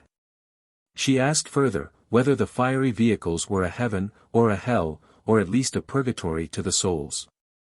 They answered, that if the souls were immaterial, they could not burn, and then fire would do them no harm, and though hell was believed to be an undecaying and unquenchable fire, yet heaven was no fire. The Empress replied, that heaven was a light. Yes, said they, but not a fiery light. Then she asked, whether the different shapes and sorts of vehicles, made the souls and other immaterial spirits, miserable, or blessed. The vehicles, answered they, make them neither better, nor worse. For though some vehicles sometimes may have power over others, yet these by turns may get some power again over them, according to the several advantages and disadvantages of particular natural parts. The Empress asked further, whether animal life came out of the spiritual world, and did return thither again. The spirits answered, they could not exactly tell. But if it were so, then certainly animal lives must leave their bodies behind them, otherwise the bodies would make the spiritual world a mixed world, that is, partly material, and partly immaterial. But the truth is, said they, spirits being immaterial, cannot properly make a world. For a world belongs to material, not to immaterial creatures. If this be so, replied the Empress, then certainly there can be no world of lives and forms without matter. No, answered the spirits, nor a world of matter without lives and forms. For natural lives and forms cannot be immaterial, no more than matter can be immovable. And therefore natural lives, forms and matter, are inseparable. Then the Empress asked, whether the first man did feed on the best sorts of the fruits of the earth, and the beasts on the worst. The spirits answered, that unless the beasts of the field were barred out of manured fields and gardens, they would pick and choose the best fruits as well as men. And you may plainly observe it, said they, in squirrels and monkeys, how they are the best choosers of nuts and apples, and how birds do pick and feed in the most delicious fruits, and worms on the best roots, and most savory herbs. By which you may see, that those creatures live and feed better than men do, except you will say, that artificial cookery is better and more wholesome than the natural. Again, the Empress asked, whether the first man gave names to all the several sorts of fishes in the sea, and fresh waters. No, answered the spirits, for he was an earthly, and not a watery creature. And therefore could not know the several sorts of fishes. Why, replied the Empress, he was no more an airy creature than he was a watery one, and yet he gave names to the several sorts of fowls and birds of the air. Fowls, answered they, are partly airy, and partly earthly creatures, not only because they resemble beasts and men in their flesh, but because their rest and dwelling places are on earth.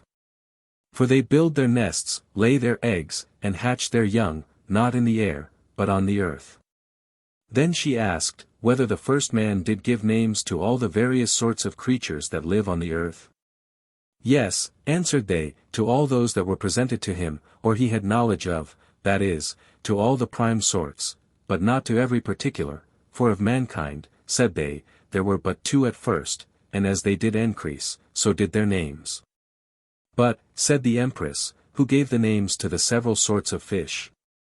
The posterity of mankind, answered they. Then she inquired, whether there were no more kinds of creatures now, than at the first creation. They answered, that there were no more nor fewer kinds of creatures than there are now, but there are, without question, more particular sorts of creatures now, than there were then. She asked again, whether all those creatures that were in paradise, were also in Noah's ark. They answered, that the principal kinds had been there, but not all the particulars. Then she would fain know, how it came, that both spirits and men did fall from a blessed into so miserable a state and condition as they are now in. The spirits answered, by disobedience. The Empress asked, whence this disobedient sin did proceed? But the spirits desired the Empress not to ask them any such questions, because they went beyond their knowledge. Then she begged the spirits to pardon her presumption, for, said she, it is the nature of mankind to be inquisitive. Natural desire of knowledge, answered the spirits, is not blamable, so you do not go beyond what your natural reason can comprehend. Then I'll ask no more, said the Empress, for fear I should commit some error. But one thing I cannot but acquaint you withal. What is that? Said the spirits. I have a great desire, answered the Empress, to make a Kabbalah. What kind of Kabbalah? Asked the spirits. The Empress answered, the Jews' Kabbalah. No sooner had the Empress declared her mind, but the spirits immediately disappeared out of her sight, which startled the Empress so much, that she fell into a trance, wherein she lay for some while. At last being come to herself again, she grew very studious, and considering with herself what might be the cause of this strange disaster, conceived at first, that perhaps the spirits were tired with hearing and giving answers to her questions. But thinking by herself, that spirits could not be tired, she imagined that this was not the true cause of their disappearing, till, after divers debates with her own thoughts, she did verily believe that the spirits had committed some fault in their answers, and that for their punishment they were condemned to the lowest and darkest vehicles. This belief was so fixed in her mind, that it put her into a very melancholic humor, and then she sent both for her flymen and wormmen, and declared to them the cause of her sadness. "'Tis not so much," said she, "the vanishing of those spirits that makes me melancholic, but that I should be the cause of their miserable condition, and that those harmless spirits should, for my sake, sink down into the black and dark abyss of the earth." The worm-men comforted the Empress, telling her, that the earth was not so horrid a dwelling, as she did imagine. For, said they, not only all minerals and vegetables, but several sorts of animals can witness, that the earth is a warm, fruitful, quiet, safe, and happy habitation. And though they want the light of the sun, yet are they not in the dark, but there is light even within the earth, by which those creatures do see that dwell therein. This relation set led her Majesty's mind a little. But yet she being desirous to know the truth, where, and in what condition those spirits were, commanded both the fly and worm-men to use all labor and industry to find them out. Whereupon the worm-men straight descended into the earth, and the fly-men ascended into the air. After some short time, the worm-men returned, and told the Empress, that when they went into the earth, they inquired of all the creatures they met withal, whether none of them had perceived such or such spirits. Until at last coming to the very center of the earth, they were truly informed, that those spirits had stayed some time there, but at last were gone to the antipodes on the other side of the terrestrial globe, diametrically opposite to theirs. The fly-men seconded the worm-men, assuring Her Majesty, that their relation was very true. For, said they, we have rounded the earth, and just when we came to the antipodes, we met those spirits in a very good condition, and acquainted them that your Majesty was very much troubled at their sudden departure, and feared they should be buried in the darkness of the earth, whereupon the spirits answered us, that they were sorry for having occasioned such sadness and trouble in your Majesty, and desired us to tell your Majesty, that they feared no darkness, for their vehicles were of such a sort of substance as cat's eyes, glowworms' tails, and rotten wood, carrying their light along with them.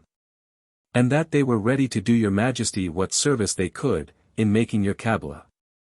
At which relation the Empress was exceedingly glad, and rewarded both her fly and worm-men bountifully. After some time, when the spirits had refreshed themselves in their own vehicles, they sent one of their nimblest spirits, to ask the Empress, whether she would have a scribe, or, whether she would write the Kabbalah herself. The Empress received the proffer which they made her, with all civility, and told them, that she desired a spiritual scribe. The spirits answered, that they could dictate, but not write, except they put on a hand or arm, or else the whole body of man. The Empress replied, how can spirits arm themselves with gauntlets of flesh? As well, answered they, as man can arm himself with a gauntlet of steel. If it be so, said the Empress, then I will have a scribe. Then the spirits asked her, whether she would have the soul of a living or a dead man. Why, said the Empress, can the soul quit a living body, and wander or travel abroad? Yes, answered they, for according to Plato's doctrine, there is a conversation of souls, and the souls of lovers live in the bodies of their beloved. Then I will have, answered she, the soul of some ancient famous writer, either of Aristotle, Pythagoras, Plato, Epicurus, or the like. The spirit said, that those famous men were very learned, subtle, and ingenious writers. But they were so wedded to their own opinions, that they would never have the patience to be scribes. Then, said she, I'll have the soul of one of the most famous modern writers, as either of Galileo, Gassendi, Descartes, Helmont, Hobbes, H. More, and K. The spirits answered, that they were fine ingenious writers, but yet so self-conceited, that they would scorn to be scribes to a woman. But, said they, there's a lady, the Duchess of Newcastle. Which although she is not one of the most learned, eloquent, witty and ingenious, yet she is a plain and rational writer. For the principle of her writings, is sense and reason, and she will without question, be ready to do you all the service she can. That lady then, said the Empress, will I choose for my scribe, neither will the Emperor have reason to be jealous, she being one of my own sex. In truth, said the spirit, husbands have reason to be jealous of Platonic lovers, for they are very dangerous, as being not only intimate and close, but subtle and insinuating. You say well, replied the Empress. Wherefore I pray send me the Duchess of Newcastle's soul, which the spirit did, and after she came to wait on the Empress, at her first arrival the Empress embraced and saluted her with a spiritual kiss, then she asked her whether she could write. Yes, answered the Duchess's soul, but not so intelligibly that any reader whatsoever may understand it, unless he be taught to know my characters, for my letters are rather like characters, than well-formed letters. Said the Empress, you were recommended to me by an honest and ingenious spirit. Surely, answered the Duchess, the spirit is ignorant of my handwriting. The truth is, said the Empress, he did not mention your handwriting. But he informed me, that you writ sense and reason, and if you can but write so, that any of my secretaries may learn your hand, they shall write it out fair and intelligible. The Duchess answered, that she questioned not but it might easily be learned in a short time. But, said she to the Empress, what is it that your Majesty would have written? She answered, the Jew's Kabbalah. Then your only way for that is, said the Duchess, to have the soul of some famous Jew, nay, if your Majesty please, I scruple not, but you may as easily have the soul of Moses, as of any other. That cannot be, replied the Empress, for no mortal knows where Moses is. But, said the Duchess, humane souls are immortal. However, if this be too difficult to be obtained, you may have the soul of one of the chief rabbis or sages of the tribe of Levi, who will truly instruct you in that mystery. Whenas, otherwise, your Majesty will be apt to mistake, and 1,000 to 1, will commit gross errors. No, said the Empress, for I shall be instructed by spirits. Alas! Said the Duchess, spirits are as ignorant as mortals in many cases. For no created spirits have a general or absolute knowledge, nor can they know the thoughts of men, much less the mysteries of the great Creator, unless he be pleased to inspire into them the gift of divine knowledge. Then, I pray, said the Empress, let me have your counsel in this case. The Duchess answered, if your Majesty will be pleased to hearken to my advice, I would desire you to let that work alone. For it will be of no advantage either to you, or your people, unless you were of the Jews' religion. Nay, if you were, the vulgar interpretation of the Holy Scripture would be more instructive, and more easily believed, than your mystical way of interpreting it. For had it been better and more advantageous for the salvation of the Jews, surely Moses would have saved after ages that labor by his own explanation, he being not only a wise, but a very honest, zealous and religious man, wherefore the best way, said she, is to believe with the generality the literal sense of the Scripture, and not to make interpretations every one according to his own fancy, but to leave that work for the learned, or those that have nothing else to do. Neither do I think, said she, that God will damn those that are ignorant therein, or suffer them to be lost for want of a mystical interpretation of the Scripture. Then, said the Empress, I'll leave the Scripture, and make a philosophical Kabbalah. The Duchess told her, that, sense and reason would instruct her of a nature as much as could be known, and as for numbers, they were infinite, but to add nonsense to infinite, would breed a confusion, especially in humane understanding. Then, replied the Empress, I'll make a moral Kabbalah. The only thing, answered the Duchess, in morality, is but, to fear God, and to love his neighbor, and this needs no further interpretation.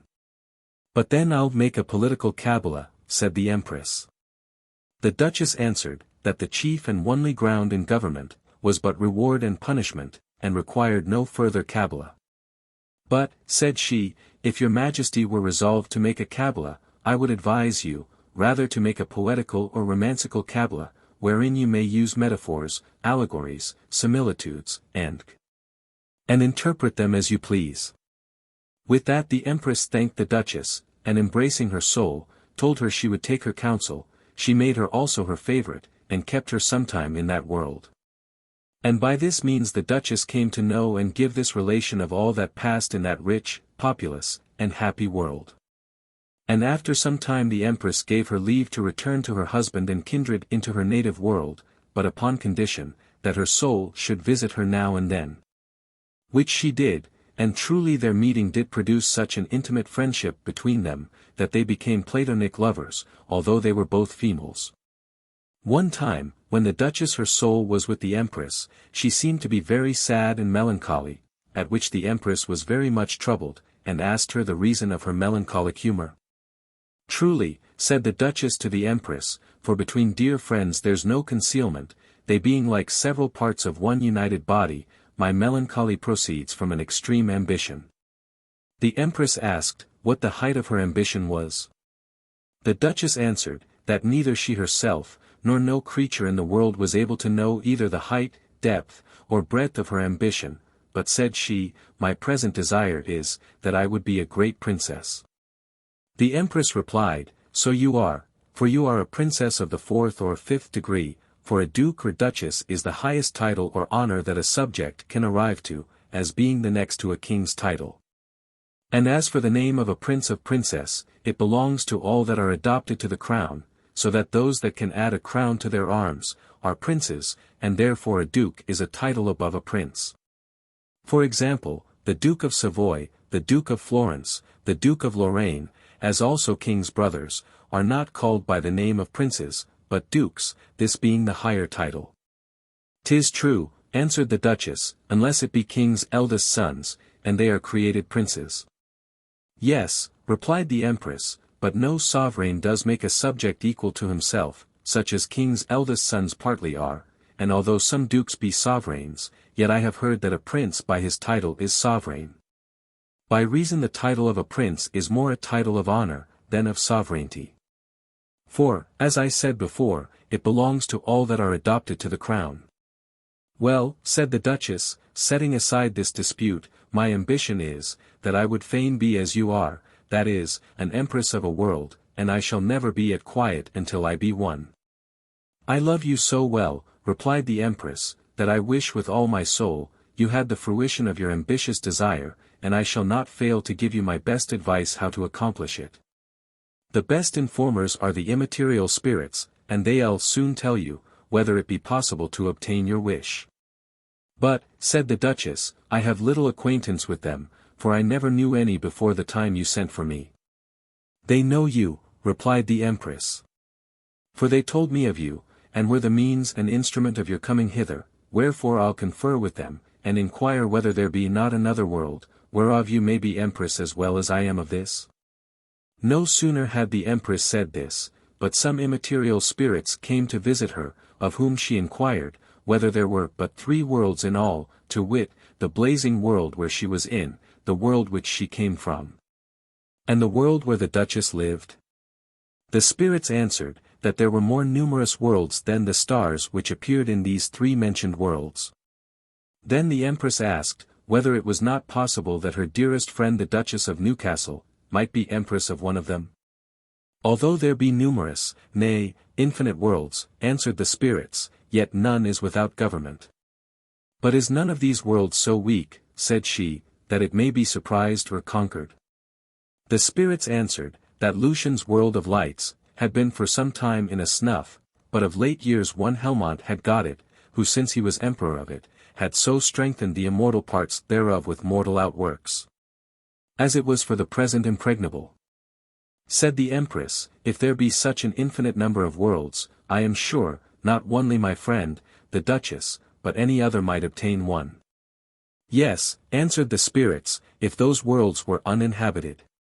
But they are as populous as this your majesty governs. Why, said the Empress, it is not possible to conquer a world.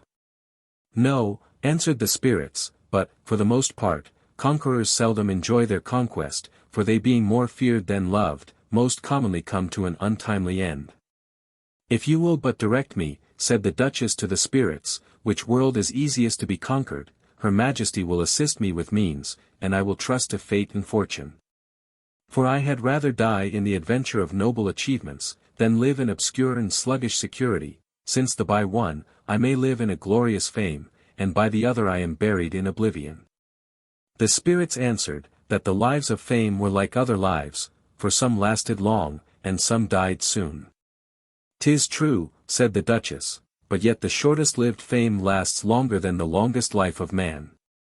"But," replied the spirits, "if occasion does not serve you, you must content yourself to live without such achievements that may gain you a fame, but we wonder," proceeded the spirits, "that you desire to be Empress of a terrestrial world. When as you can create yourself a celestial world if you please." "What," said the Empress, "can any mortal be a creator?" "Yes," answered the spirits. "For every human creature can create an immaterial world fully inhabited by immaterial creatures, and populous of immaterial subjects, such as we are, and all this within the compass of the head or skull. Nay, not only so, but he may create a world of what fashion and government he will, and give the creatures thereof such motions, figures, forms, colors, perceptions, and as he pleases, and make whirlpools, lights, pressures, and reactions, and as he thinks best. Nay, he may make a world full of veins, muscles, and nerves, and all these to move by one jolt or stroke. Also he may alter that world as often as he pleases, or change it from a natural world, to an artificial. He may make a world of ideas, a world of atoms, a world of lights, or whatsoever his fancy leads him to. And since it is in your power to create such a world, what need you to venture life, reputation and tranquility, to conquer a gross material world? For you can enjoy no more of a material world than a particular creature is able to enjoy, which is but a small part, considering the compass of such a world. And you may plainly observe it by your friend the Empress here, which although she possesses a whole world, yet enjoys she but a part thereof. Neither is she so much acquainted with it, that she know all the places, countries, and dominions she governs. The truth is, a sovereign monarch has the general trouble. But the subjects enjoy all the delights and pleasures in parts, for it is impossible, that a kingdom, nay, a country, should be enjoyed by one person at once, except he take the pains to travel into every part, and endure the inconveniencies of going from one place to another. Wherefore, since glory, delight, and pleasure lives but in other men's opinions, and can neither add tranquility to your mind or give ease to your body, why should you desire to be Empress of a material world, and be troubled with the cares that attend government? When as by creating a world within yourself, you may enjoy all both in whole and in parts, without control or opposition, and may make what world you please, and alter it when you please, and enjoy as much pleasure and delight as a world can afford you? You have converted me, said the Duchess to the spirits, from my ambitious desire. Wherefore, I'll take your advice, reject and despise all the worlds without me, and create a world of my own. The Empress said, if I do make such a world, then I shall be mistress of two worlds, one within, and the other without me. That your majesty may, said the spirits, and so left these two ladies to create two worlds within themselves, who did also part from each other, until such time as they had brought their worlds to perfection. The Duchess of Newcastle was most earnest and industrious to make her world, because she had none at present. And first she resolved to frame it according to the opinion of Thales, but she found herself so much troubled with demons, that they would not suffer her to take her own will, but forced her to obey their orders and commands. Which she being unwilling to do, left off from making a world that way, and began to frame one according to Pythagoras's doctrine. But in the creation thereof, she was so puzzled with numbers, how to order and compose the several parts, that she having no skill in arithmetic, was forced also to desist from the making of that world. Then she intended to create a world according to the opinion of Plato, but she found more trouble and difficulty in that, than in the two former. For the numerous ideas having no other motion but what was derived from her mind, whence they did flow and issue out, made it a far harder business to her, to impart motion to them, than puppet players have in giving motion to every several puppet. Insomuch, that her patience was not able to endure the trouble which those ideas caused her, wherefore she annihilated also that world, and was resolved to make one according to the opinion of Epicurus. Which she had no sooner begun, but the infinite atoms made such a mist, that it quite blinded the perception of her mind, neither was she able to make a vacuum as a receptacle for those atoms, or a place which they might retire into. So that partly for the want of it, and of a good order and method, the confusion of those atoms produced such strange and monstrous figures, as did more affright than delight her, and caused such a chaos in her mind, as had almost dissolved it. At last, having with much ado cleansed and cleared her mind of these dusty and misty particles, she endeavored to create a world according to Aristotle's opinion. But remembering that her mind, as most of the learned hold it, was immaterial, and that, according to Aristotle's principle, out of nothing, nothing could be made.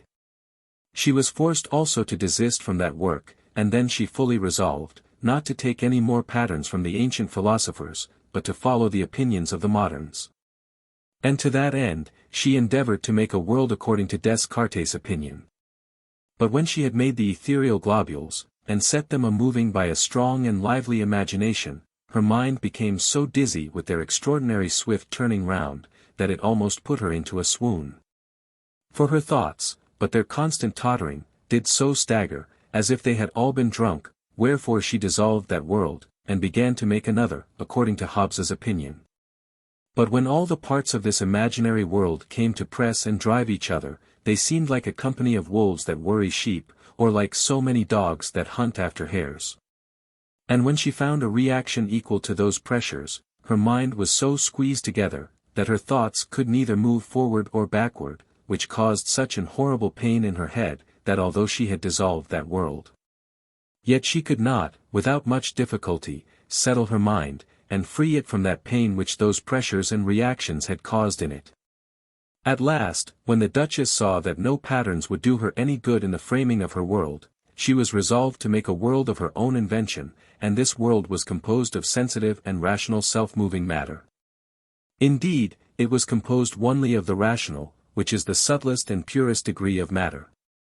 For as the sensitive did move and act both to the perceptions and consistency of the body, so this degree of matter at the same point of time, for though the degrees are mixed, yet the several parts may move several ways at one time, did move to the creation of the imaginary world. Which world after it was made, appeared so curious and full of variety, so well ordered and wisely governed, that it cannot possibly be expressed by words, nor the delight and pleasure which the Duchess took in making this world of her own. In the meantime the Empress was also making and dissolving several worlds in her own mind, and was so puzzled, that she could not settle in any of them. Wherefore she sent for the Duchess, who being ready to wait on the Empress, carried her beloved world along with her, and invited the Empress's soul to observe the frame, order and government of it. Her Majesty was so ravished with the perception of it, that her soul desired to live in the Duchess's world, but the Duchess advised her to make such another world in her own mind. For, said she, your Majesty's mind is full of rational corporeal motions, and the rational motions of my mind shall assist you by the help of sensitive expressions, with the best instructions they are able to give you. The Empress being thus persuaded by the Duchess to make an imaginary world of her own, followed her advice. And after she had quite finished it, and framed all kinds of creatures proper and useful for it, strengthened it with good laws, and beautified it with arts and sciences. Having nothing else to do, unless she did dissolve her imaginary world, or made some alterations in the blazing world, she lived in, which yet she could hardly do, by reason it was so well ordered that it could not be mended. For it was governed without secret and deceiving policy, neither was there any ambitious, factions, malicious detractions, civil dissensions, or home-bred quarrels, divisions in religion, foreign wars, but all the people lived in a peaceful society, united tranquility, and religious conformity. She was desirous to see the world the Duchess came from, and observe therein the several sovereign governments, laws and customs of several nations. The Duchess used all the means she could, to divert her from that journey, telling her, that the world she came from, was very much disturbed with factions, divisions and wars, but the Empress would not be persuaded from her design. And lest the Emperor, or any of his subjects should know of her travel, and obstruct her design. She sent for some of the spirits she had formerly conversed withal, and inquired whether none of them could supply the place of her soul in her body at such a time, when she was gone to travel into another world. They answered, yes, they could. For not only one, said they, but many spirits may enter into your body, if you please.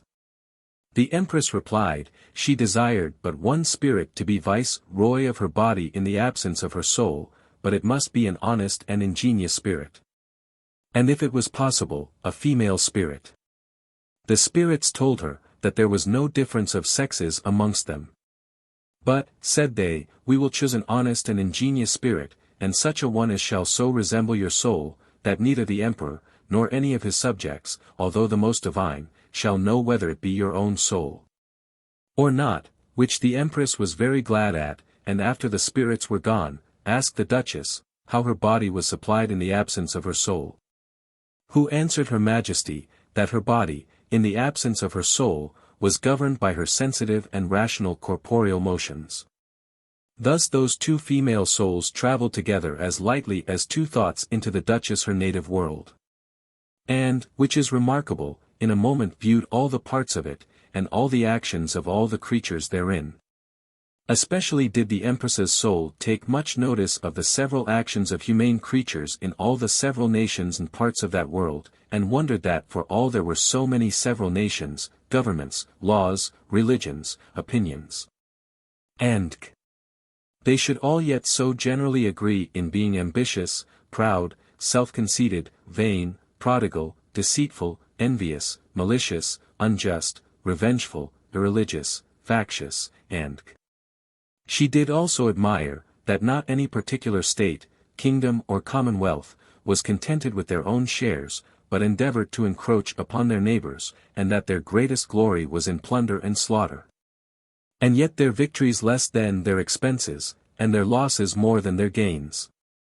But their being overcome, in a manner their utter ruin, but that she wondered most at, was, that they should prize or value dirt more than men's lives, and vanity more than tranquility. For the Emperor of a world, said she, enjoys but a part, not the whole. So that his pleasure consists in the opinions of others. It is strange to me, answered the Duchess, that you should say thus, being yourself, an Empress of a world, and not only of a world, but of a peaceable, quiet, and obedient world. 'Tis true, replied the Empress, but although it is a peaceable and obedient world, yet the government thereof is rather a trouble, than a pleasure. For order cannot be without industry, contrivance, and direction. Besides, the magnificent state, that great princes keep or ought to keep, is troublesome. Then, by your Majesty's discourse, said the Duchess, I perceive that the greatest happiness in all the worlds consist in moderation. No doubt of it, replied the Empress. And after these two souls had visited all the several places, congregations and assemblies both in religion and state, the several courts of judicature and the like, in several nations, the Empress said, that of all the monarchs of the several parts of the world, she had observed the Grand Seigneur was the greatest. For his word was a law, and his power absolute. But the Duchess prayed the Empress to pardon her that she was of another mind, for, said she, he cannot alter Mahomet's laws and religion. So that the law and church do govern the Emperor, and not the Emperor them. But, replied the Empress, he has power in some particulars, as for example, to place and displace subjects in their particular governments of church and state. And having that, he has the command both over church and state, and none dares oppose him. 'Tis true, said the Duchess. But if it pleases your Majesty, we will go into that part of the world whence I came to wait on your Majesty, and there you shall see as powerful a monarch as the Grand Seigneur. For though his dominions are not of so large extent, yet they are much stronger, his laws are easy and safe, and he governs so justly and wisely, that his subjects are the happiest people of all the nations or parts of that world. This monarch, said the Empress, I have a great mind to see. Then they both went, and in a short time arrived into his dominions, but coming into the metropolitan city, the Empress's soul observed many gallants go into an house. And inquiring of the Duchess's soul, what house that was, she told her, it was one of the theatres where comedies and tragedies were acted. The Empress asked, whether they were real. No, said the Duchess, they are feigned. Then the Empress desired to enter into the theatre, and when she had seen the play that was asked, the Duchess asked her how she liked that recreation. I like it very well, said the Empress. But I observe that the actors make a better show than the spectators, and the scenes are better than the actors, and the music and dancing is more pleasant and acceptable than the play itself. For I see, the scenes stand for wit, the dancing for humor, and the music is the chorus. I am sorry, replied the Duchess, to hear your Majesty say so, for if the wits of this part of the world should hear you, they would condemn you. What, said the Empress, would they condemn me for preferring a natural face before a signpost, or a natural humor before an artificial dance, or music before a true and profitable relation? As for relation, replied the Duchess, our poets defy and condemn it into a chimney corner, fitter for old women's tales, than theatres. Why, said the Empress, do not your poets' actions comply with their judgments? For their plays are composed of old stories, either of Greek or Roman, or some new-found world.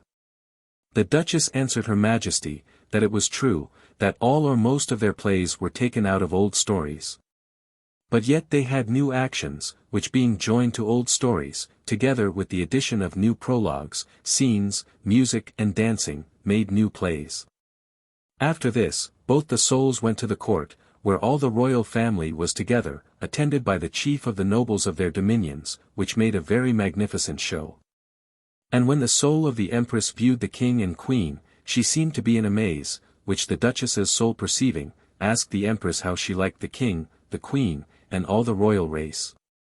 She answered, that in all the monarchs she had seen in that world, she had not found so much majesty and affability mixed so exactly together, that none did overshadow or eclipse the other. And as for the queen, she said that virtue sat triumphant in her face, and piety was dwelling in her heart. And that all the royal family seemed to be endued with a divine splendor, but when she had heard the king discourse, she believed that Mercury and Apollo had been his coelestial instructors. And, my dear lord and husband, added the Duchess, has been his earthly governor. But after some short stay in the court, the Duchess's soul grew very melancholy, the Empress asking the cause of her sadness. She told her, that she had an extreme desire to converse with the soul of her noble lord and dear husband, and that she was impatient of a longer stay. The Empress desired the Duchess to have but patience so long, until the king, the queen, and the royal family were retired, and then she would bear her company to her lord and husband's soul, who at that time lived in the country some 112 miles off. Which she did, and thus these two souls went towards those parts of the kingdom where the Duke of Newcastle was. But one thing I forgot all this while, which is, that although thoughts are the natural language of souls, yet by reason souls cannot travel without vehicles, they use such language as the nature and propriety of their vehicles require, and the vehicles of those two souls being made of the purest and finest sort of air, and of a human shape, this purity and fineness was the cause that they could neither be seen nor heard by any human creature. Whenas, had they been of some grosser sort of air, the sound of the air's language would have been as perceptible as the blowing of Zephyrus. And now to return to my former story. When the Empress's and Duchess's soul were travelling into Nottinghamshire, for that was the place where the Duke did reside, passing through the forest of Sherwood, the Empress's soul was very much delighted with it, as being a dry, plain and woody place, very pleasant to travel in, both in winter and summer. For it is neither much dirty nor dusty at no time. At last they arrived at Welbeck, a house where the Duke dwelt, surrounded all with wood, so close and full, that the Empress took great pleasure and delight therein. And told the Duchess she never had observed more wood in so little compass in any part of the kingdom she had passed through. "The truth is," said she, "there seems to be more wood on the seas," she meaning the ships, "than on the land." The Duchess told her, the reason was, that there had been a long civil war in that kingdom, in which most of the best timber trees and principal palaces were ruined and destroyed. "And my dear lord and husband," said she, "has lost by it half his woods, besides many houses, land, and movable goods, so that all the loss out of his particular estate, did amount to above £500,000. I wish," said the Empress, "he had some of the gold that is in the blazing world, to repair his losses." The Duchess most humbly thanked her Imperial Majesty for her kind wishes. "But," said she, "wishes will not repair his ruins. However, God has given my noble lord and husband great patience, by which he bears all his losses and misfortunes." As last they entered into the Duke's house, an habitation not so magnificent as useful, and when the Empress saw it, "Has the Duke," said she, "no other house but this?" "Yes," answered the Duchess, "some 5 miles from this place he has a very fine castle called Bolsover." "That place, then," said the Empress, "I desire to see." "Alas," replied the Duchess, "it is but a naked house, and unclothed of all furniture." "However," said the Empress, "I may see the manner of its structure and building."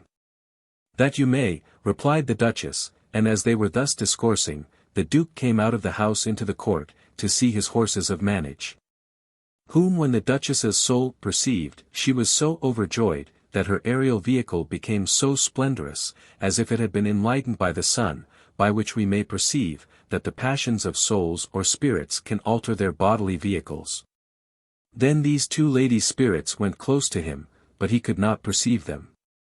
And after the Empress had observed that art of manage, she was much pleased with it, and commended it as a noble pastime, and an exercise fit and proper for noble and heroic persons. But when the Duke was gone into the house again, those 2 souls followed him. Where the Empress observing, that he went to the exercise of the sword, and was such an excellent and unparalleled master thereof, she was as much pleased with that exercise, as she was with the former, but the Duchess's soul being troubled, that her dear lord and husband used such a violent exercise before meat, for fear of overheating himself, without any consideration of the Empress's soul, left her aerial vehicle, and entreed into her lord. The Empress's soul, perceiving this, did the like, and then the Duke had 3 souls in one body, and had there been some such souls more, the Duke would have been like the Grand Signior in his seraglio, only it would have been a Platonic seraglio. But the Duke's soul being wise, honest, witty, complaisant and noble, afforded such delight and pleasure to the Empress's soul by his conversation, that these 2 souls became enamored of each other.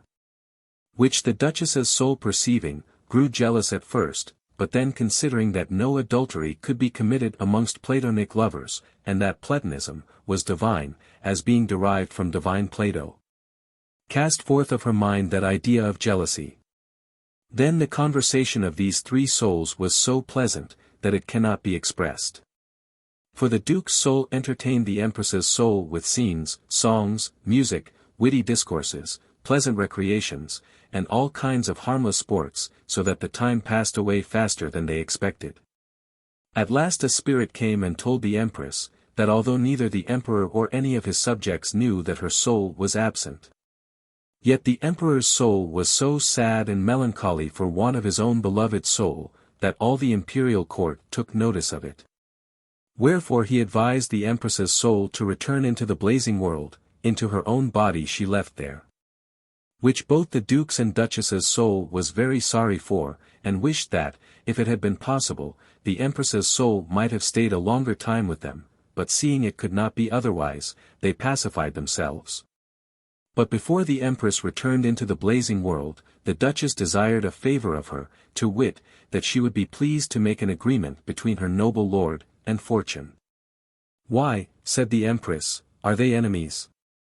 "Yes," answered the Duchess, "and they have been so ever since I have been his wife. Nay, I have heard my lord say, that she hath crossed him in all things, ever since he could remember." "I am sorry for that," replied the Empress. "But I cannot discourse with Fortune, without the help of an immaterial spirit, and that cannot be done in this world, for I have no fly nor bird men here, to send into the region of the air, where, for the most part, their habitations are. The Duchess said, she would entreat her lord to send an attorney or lawyer to plead his cause. Fortune will bribe them, replied the Empress, and so the Duke may chance to be cast, wherefore the best way will be, for the Duke to choose a friend on his side, and let Fortune choose another. And try whether by this means it be possible to compose the difference. The Duchess said, they will never come to an agreement, unless there be a judge or umpire to decide the case. A judge, replied the Empress, is easy to be had. But to get an impartial judge is a thing so difficult, that I doubt we shall hardly find one, for there is none to be had, neither in nature, nor in hell, but only from heaven.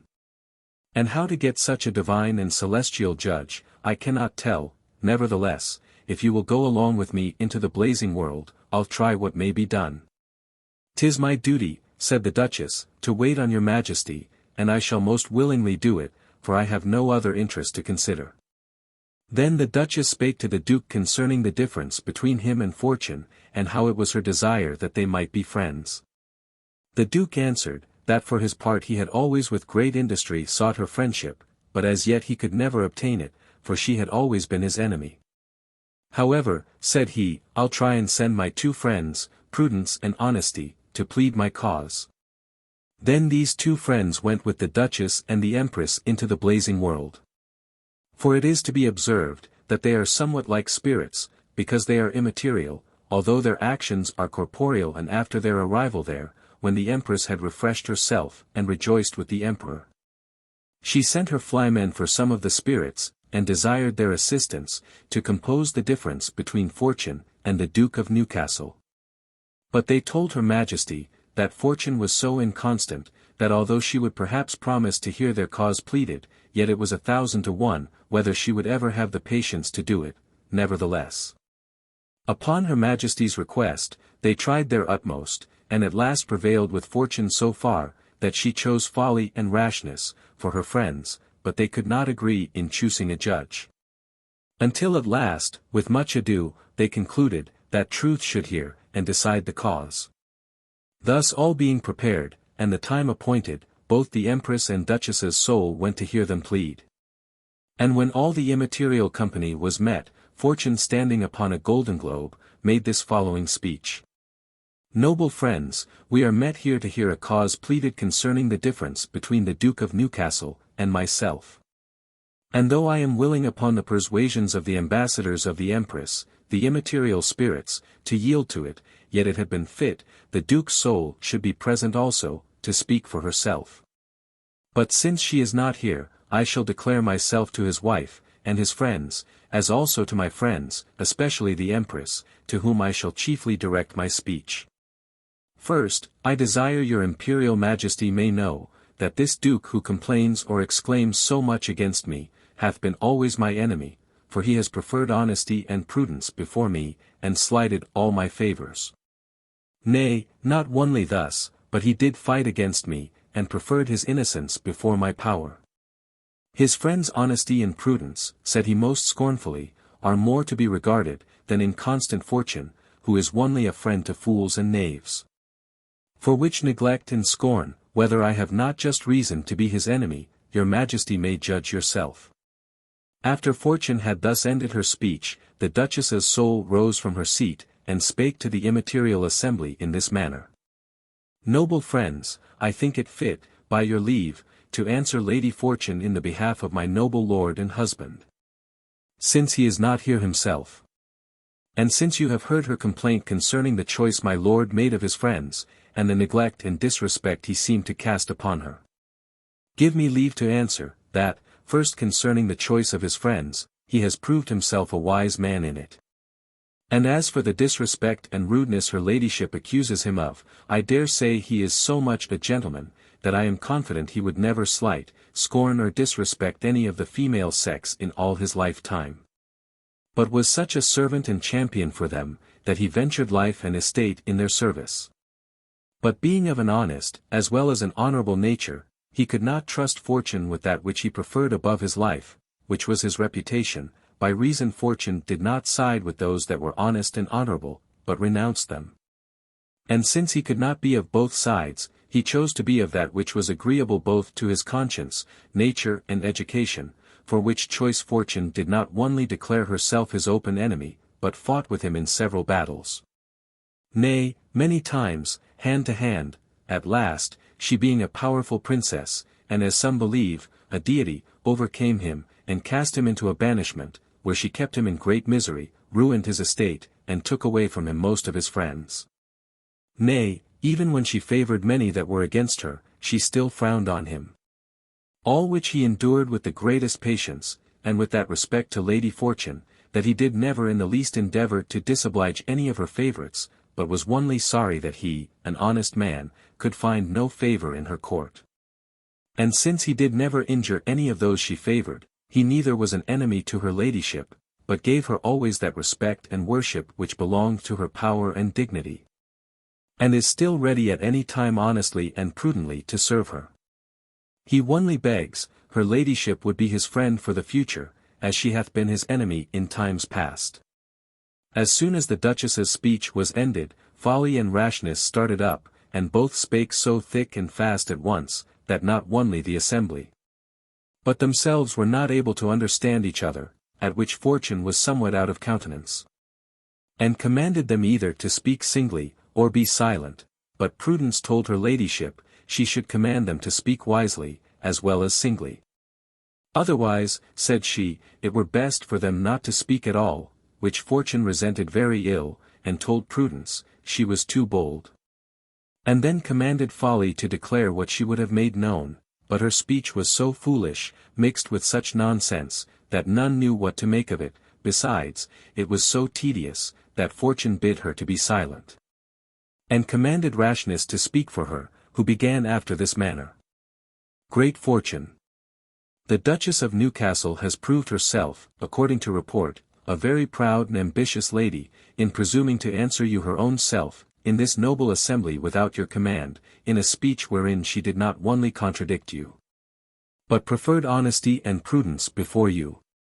Saying, that her lord was ready to serve you honestly and prudently, which presumption is beyond all pardon, and if you allow honesty and prudence to be above you, none will admire, worship or serve you.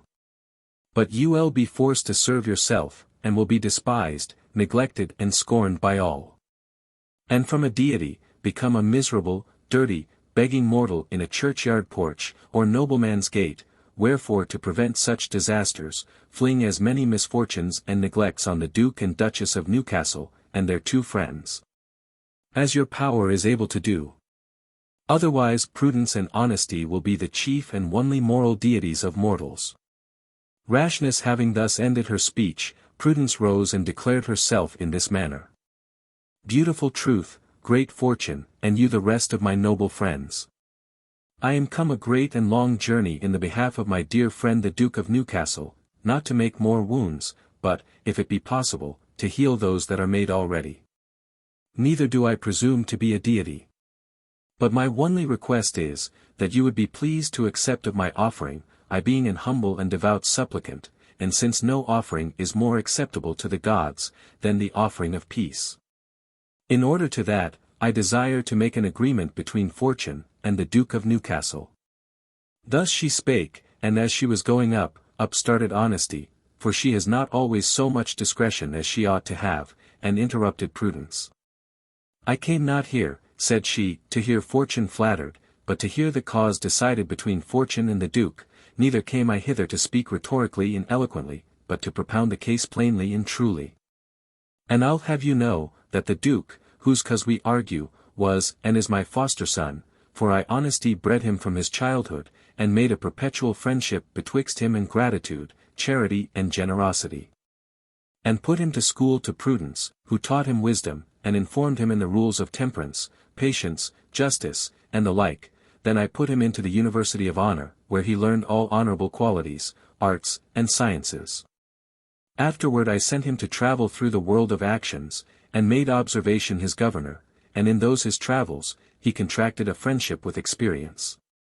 All which, made him fit for heaven's blessings, and fortune's favors, but she hating all those that have merit and desert, became his inveterate enemy, doing him all the mischief she could, until the God of justice opposed fortune's malice. and pulled him out of those ruines she had cast upon him, for this God's favourites were the Duke's champions. Wherefore to be an enemy to him, were to be an enemy to the God of justice. In short, the true cause of Fortune's malice to this Duke is, that he would never flatter her. For honesty did command him not to do it, or else he would be forced to follow all her inconstant ways, and obey all her unjust commands, which would cause a great reproach to him. But, on the other side, prudence advised him not to despise Fortune's favours, for that would be an obstruction and hindrance to his worth and merit. And he to obey both our advice and counsels, did neither flatter nor despise her, but was always humble and respectful to her so far as honour, honesty, and conscience would permit, all which I refer to truth's judgment, and expect her final sentence. Fortune hearing thus honesty's plain speech, thought it very rude, and would not hearken to truth's judgment, but went away in a passion, at which, both the Empress and Duchess were extremely troubled. That their endeavours should have no better effect, but honesty chid the Duchess, and said, she was to be punished for desiring so much Fortune's favours. For it appears, said she, that you mistrust the God's blessings, at which the Duchess wept, answering honesty, that she did neither mistrust the God's blessings, nor rely upon Fortune's favours, but desired only that her lord might have no potent enemies. The Empress being much troubled to see her weep, told honesty in anger, she wanted the discretion of prudence. For though you are commended, said she, yet you are apt to commit many indiscreet actions, unless prudence be your guide.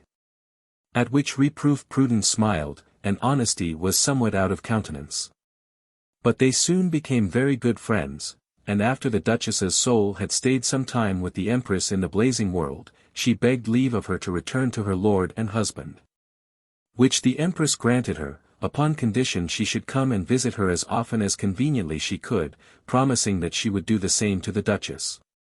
Thus the Duchess's soul, after she had taken her leave of the Empress, as also of the spirits, who with great civility, promised her, that they would endeavour in time to make a peace and agreement between Fortune and the Duke, returned with prudence and honesty, into her own world, but when she was just upon her departure, the Empress sent to her, and desired that she might yet have some little conference with her before she went. Which the Duchess most willingly granted her Majesty, and when she came to wait on her, the Empress told the Duchess, that she being her dear Platonic friend, of whose just and impartial judgment, she had always a very great esteem, could not forbear, before she went from her, to ask her advice concerning the government of the blazing world, for, said she, although this world was very well and wisely ordered and governed at first, when I came to be Empress thereof, yet the nature of women being much delighted with change and variety, after I had received an absolute power from the Emperor, did somewhat alter the form of government from what I found it. But now perceiving that the world is not so quiet as it was at first, I am much troubled at it. Especially there are such continual contentions and divisions between the worm, bear, and fly men, the ape men, the satyrs, the spider men, and all others of such sorts, that I fear they'll break out into an open rebellion, and cause a great disorder, and the ruin of the government, and therefore I desire your advice and assistance, how I may order it to the best advantage, that this world may be rendered peaceable, quiet and happy, as it was before. Whereupon the Duchess answered, that since she heard by her Imperial Majesty, how well and happily the world had been governed when she first came to be Empress thereof, she would advise her Majesty to introduce the same form of government again, which had been before. That is, to have but one sovereign, one religion, one law, and one language, so that all the world might be but as one united family, without divisions. Nay, like God, and his blessed saints and angels, otherwise, said she, it may in time prove as unhappy, nay, as miserable a world as that is from which I came, wherein are more sovereigns than worlds, and more pretended governors than government, more religions than gods, and more opinions in those religions than truths, more laws than rights, and more bribes than justices, more policies than necessities, and more fears than dangers, more covetousness than riches, more ambitions than merits, more services than rewards, more languages than wit, more controversy than knowledge, more reports than noble actions, and more gifts by partiality, than according to merit. All which, said she, is a great misery, nay, a curse, which your blessed blazing world never knew, nor, 'tis probable, will never know of. Unless your imperial majesty alter the government thereof from what it was when you began to govern it, and since your majesty complains much of the factions of the bear, fish, fly, ape and worm men, the satyrs, spider-men, and the like, and of their perpetual disputes and quarrels, would advise your majesty to dissolve all their societies. For 'tis better to be without their intelligences, than to have an unquiet and disorderly government. The truth is, said she, wheresoever learning is, there is most commonly also controversy and quarrelling. For there be always some that will know more, and be wiser than others, some think their arguments come nearer to truth, and are more rational than others, some are so wedded to their own opinions, that they'll never yield to reason. And others, though they find their opinions not firmly grounded upon reason, yet, for fear of receiving some disgrace by altering them, will nevertheless maintain them against all sense and reason, which must needs breed factions in their schools, which at last break out into open wars, and draw sometimes an utter ruin upon a state or government. The Empress told the Duchess, that she would willingly follow her advice, but she thought it would be an eternal disgrace to her, to alter her own decrees, acts, and laws. To which the Duchess answered, that it was so far from a disgrace, as it would rather be for her Majesty's eternal honor, to return from a worse to a better, and would express and declare her to be more than ordinary wise and good. So wise, as to perceive her own errors, and so good, as not to persist in them, which few did, for which, said she, you will get a glorious fame in this world, and an eternal glory hereafter, and I shall pray for it so long as I live. Upon which advice, the Empress's soul embraced and kissed the Duchess's soul with an immaterial kiss, and shed immaterial tears, that she was forced to part from her, finding her not a flattering parasite, but a true friend. And in truth, such was their Platonic friendship, as these two loving souls did often meet and rejoice in each other's conversation. The second part of the description of the new blazing world.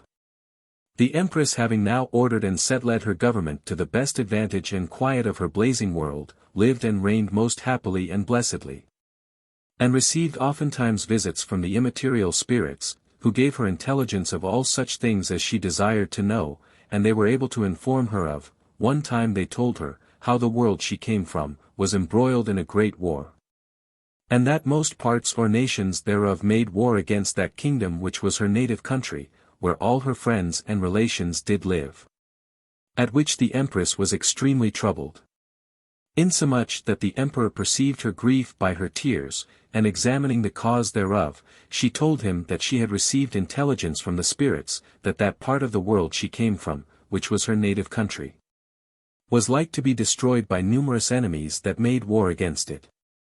The Emperor being very sensible of this ill news, especially of the trouble it caused to the Empress, endeavored to comfort her as much as possibly he could. And told her, that she might have all the assistance which the blazing world was able to afford. She answered, that if there were any possibility of transporting forces out of the blazing world, into the world she came from, she would not fear so much the ruin thereof, but, said she, there being no probability of effecting any such thing, I know not how to shew my readiness to serve my native country. The Emperor asked, whether those spirits that gave her intelligence of this war, could not with all their power and forces, assist her against those enemies?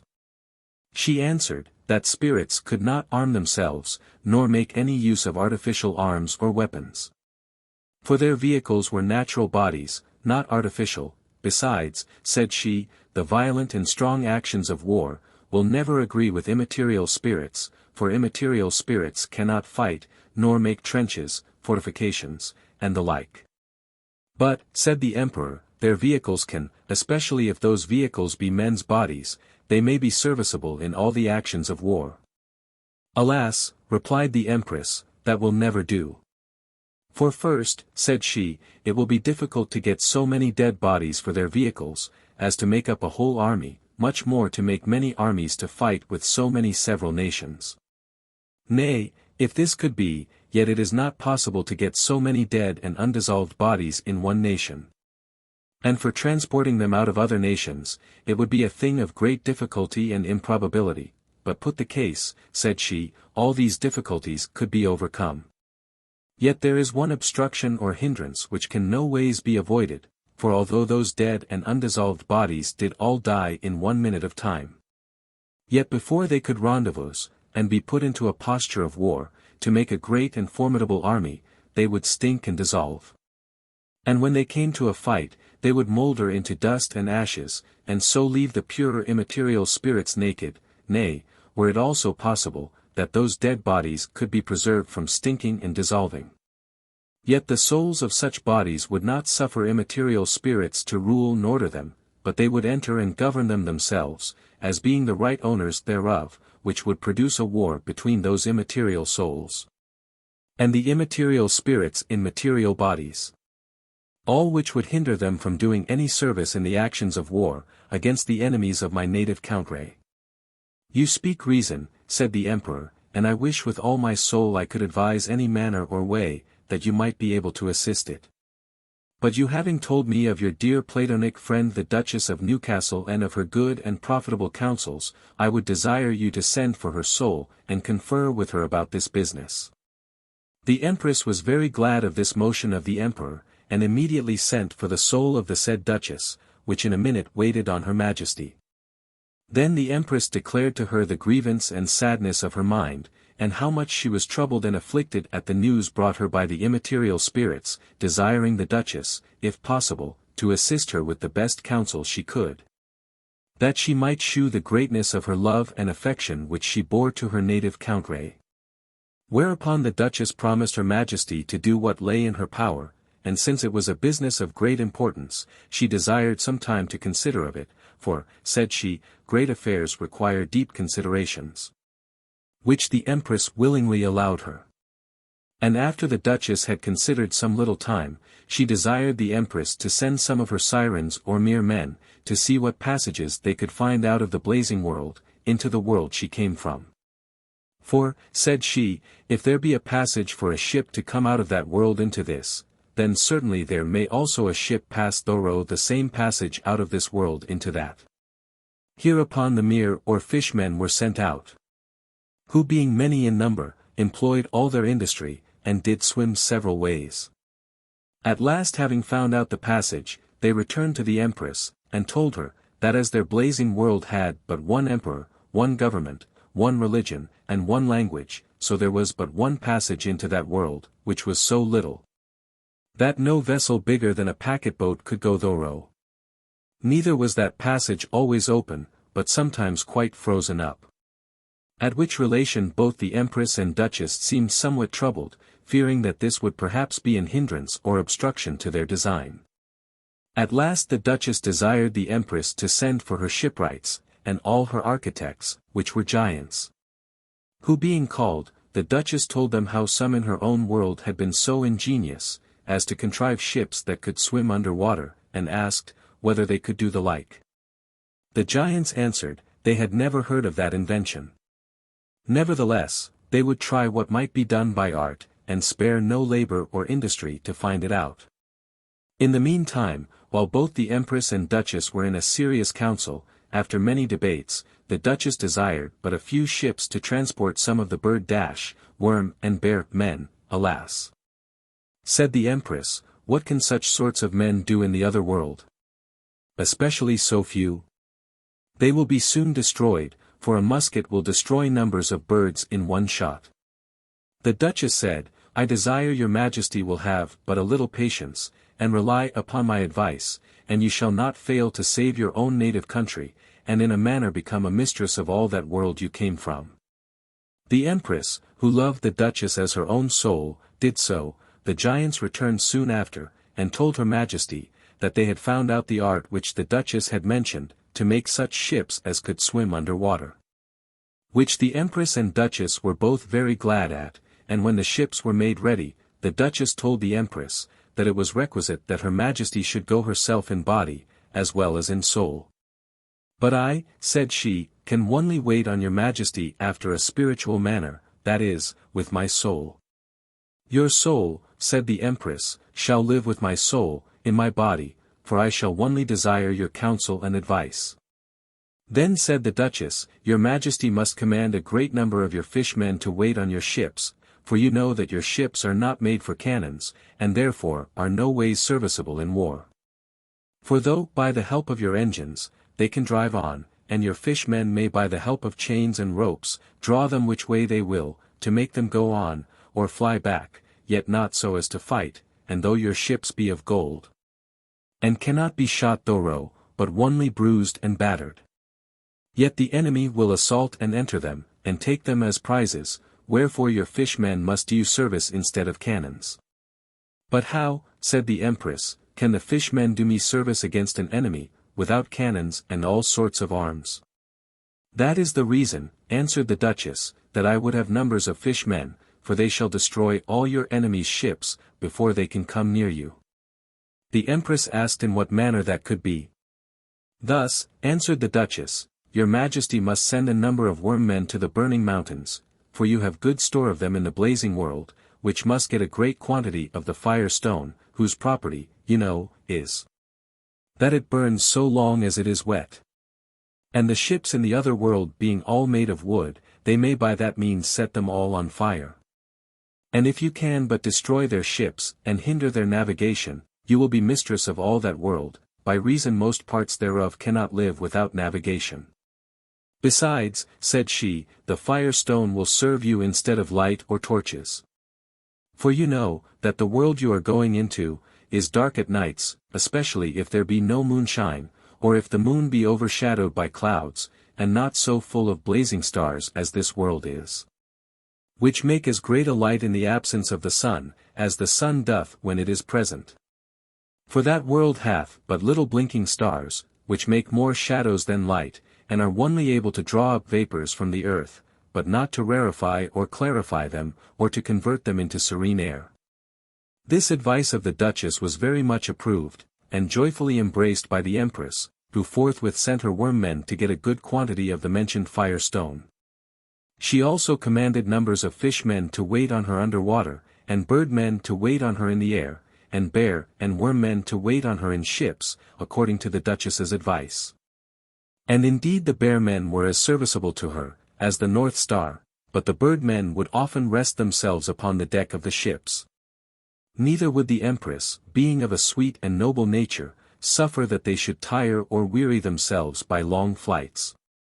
For though by land they did often fly out of one country into another, yet they did rest in some woods, or on some grounds, especially at night, when it was their sleeping time, and therefore the Empress was forced to take a great many ships along with her, both for transporting those several sorts of her loyal and serviceable subjects, and to carry provisions for them. Besides, she was so wearied with the petitions of several others of her subjects who desired to wait on her Majesty, that she could not possibly deny them all.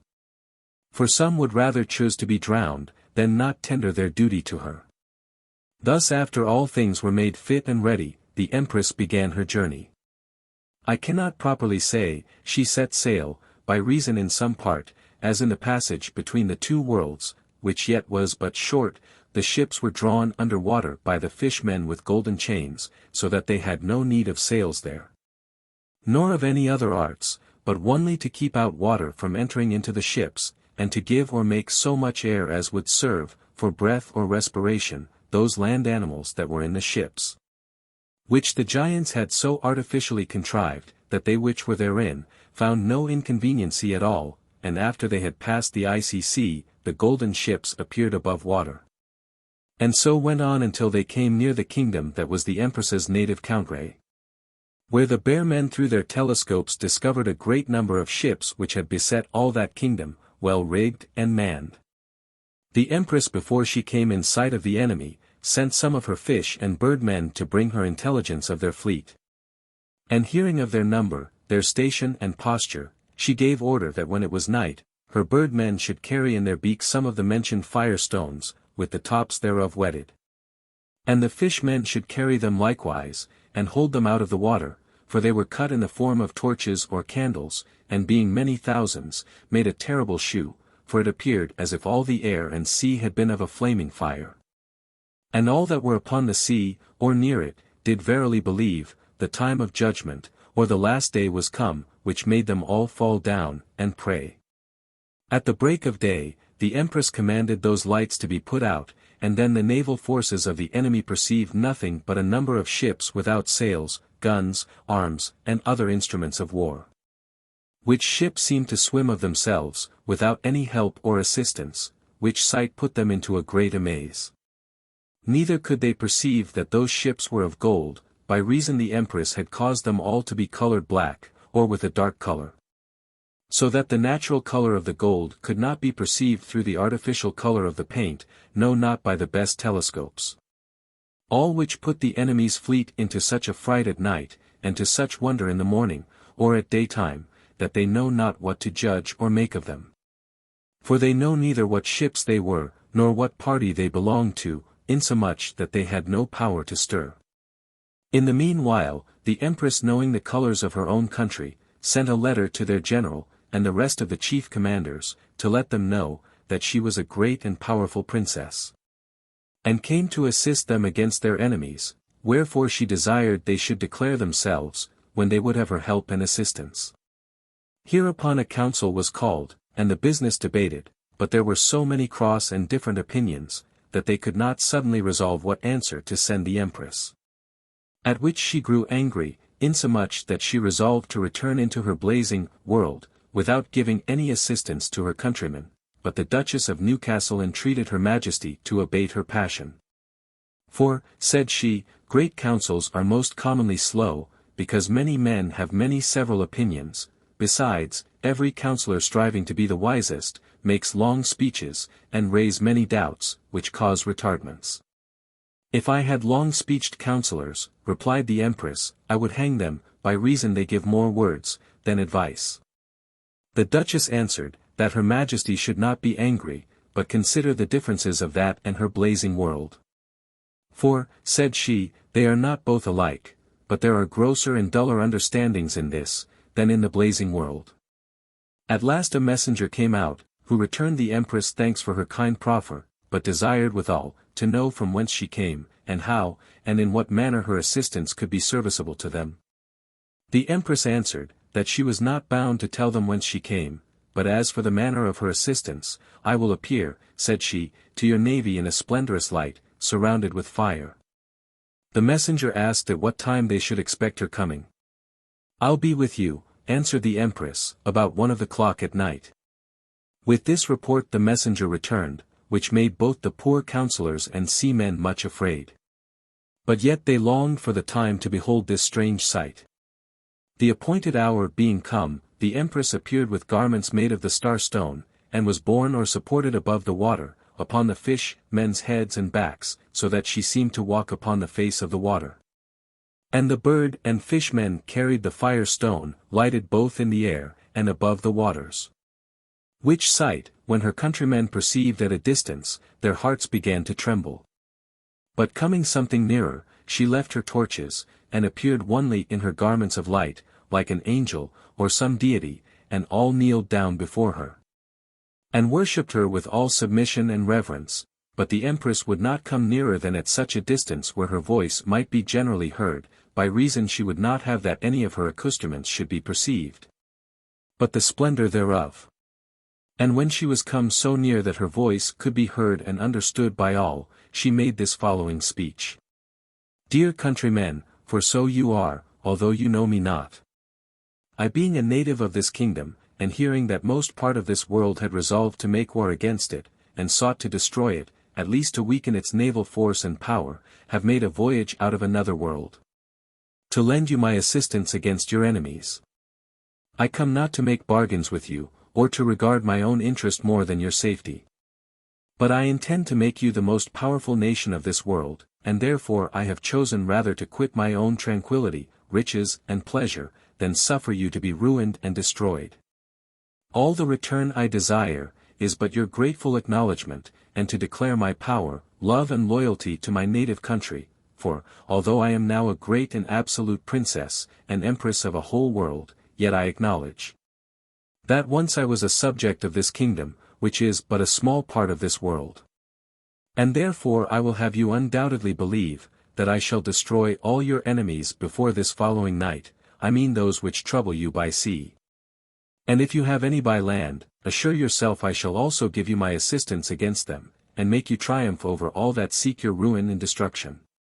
Upon this declaration of the Empress, when both the general, and all the commanders in their several ships, had returned their humble and hearty thanks to her Majesty for so great a favour to them, she took her leave, and departed to her own ships. But, good Lord! What several opinions and judgments did this produce in the minds of her countrymen! Some said she was an angel, others, she was a sorceress, some believed her a goddess. Others said the devil deluded them in the shape of a fine lady. The morning after, when the navies were to fight, the Empress appeared upon the face of the waters, dressed in her imperial robes, which were all of diamonds and carbuncles.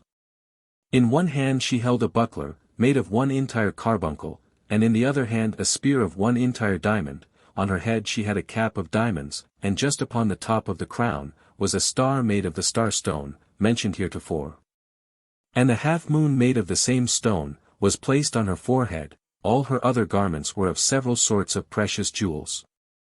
And having given her fishmen directions how to destroy the enemies of her native country, she proceeded to effect her design. The fishmen were to carry the fire stones in cases of diamonds, for the diamonds in the blazing world, are in splendor so far beyond the diamonds of this world.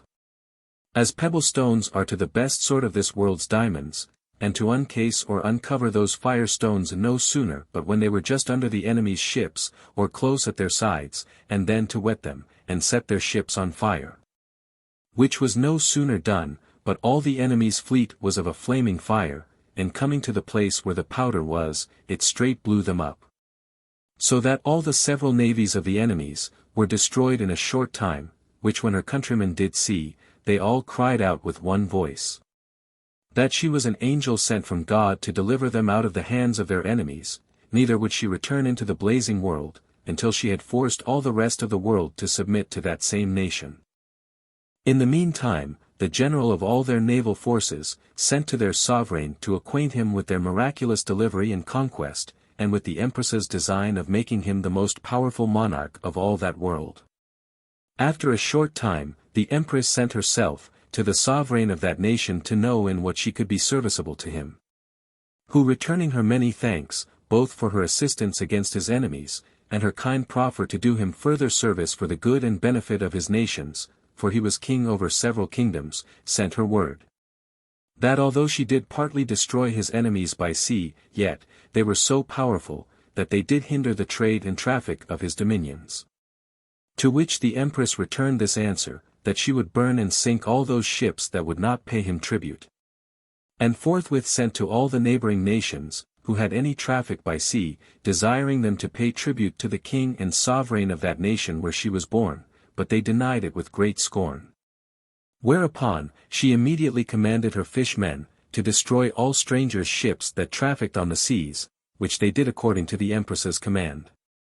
And when the neighboring nations and kingdoms perceived her power, they were so discomposed in their affairs and designs, that they knew not what to do. At last they sent to the Empress, and desired to treat with her. But could get no other conditions than to submit and pay tribute to the said king and sovereign of her native country, otherwise, she was resolved to ruin all their trade and traffic by burning their ships.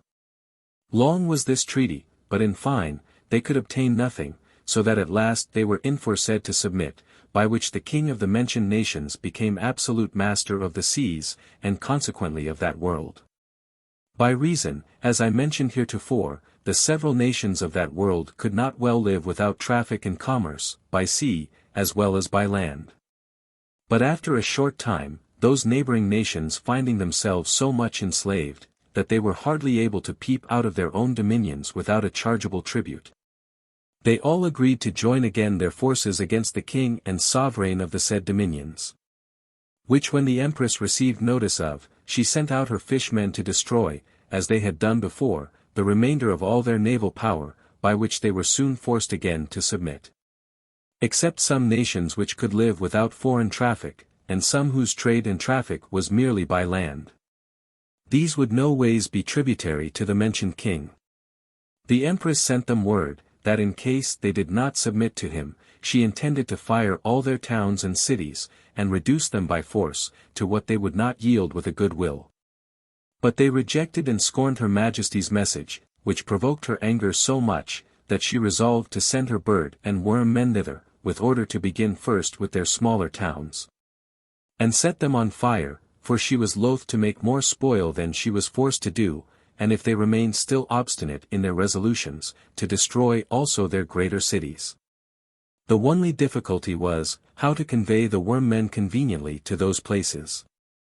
But they desired that her Majesty would but set them upon any part of the earth of those nations, and they could travel within the earth as easily, and as nimbly as men upon the face of the earth, which the Empress did according to their desire. But before both the bird and worm men began their journey, the Empress commanded the bear men to view through their telescopes what towns and cities those were that would not submit. And having a full information thereof, she instructed the bird and bear men what towns they should begin withal. In the meanwhile she sent to all the princes and sovereigns of those nations, to let them know that she would give them a proof of her power, and check their obstinacies by burning some of their smaller towns. And if they continued still in their obstinate resolutions, that she would convert their smaller loss into a total ruin. She also commanded her birdmen to make their flight at night, lest they be perceived. At last when both the bird and worm men came to the designed places, the worm men laid some fire stones under the foundation of every house, and the bird men placed some at the tops of them, so that both by rain and by some other moisture within the earth, the stones could not fail of burning. The bird men in the meantime having learned some few words of their language, told them, that the next time it did rain, their towns would be all on fire, at which they were amazed to hear men speak in the air. But withal they laughed when they heard them say that rain should fire their towns, knowing that the effect of water was to quench, not produce fire.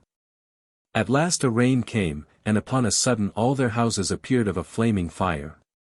And the more water there was poured on them, the more they did flame and burn.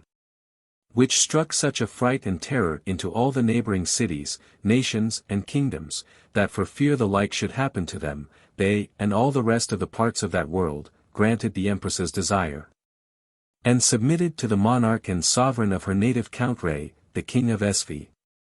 Save one, which having seldom or never any rain, but only dews, which would soon be spent in a great fire, slighted her power, the Empress being desirous to make it stoop as well as the rest, knew that every year it was watered by a flowing tide, which lasted some weeks. And although their houses stood high from the ground, yet they were built upon supporters which were fixed into the ground.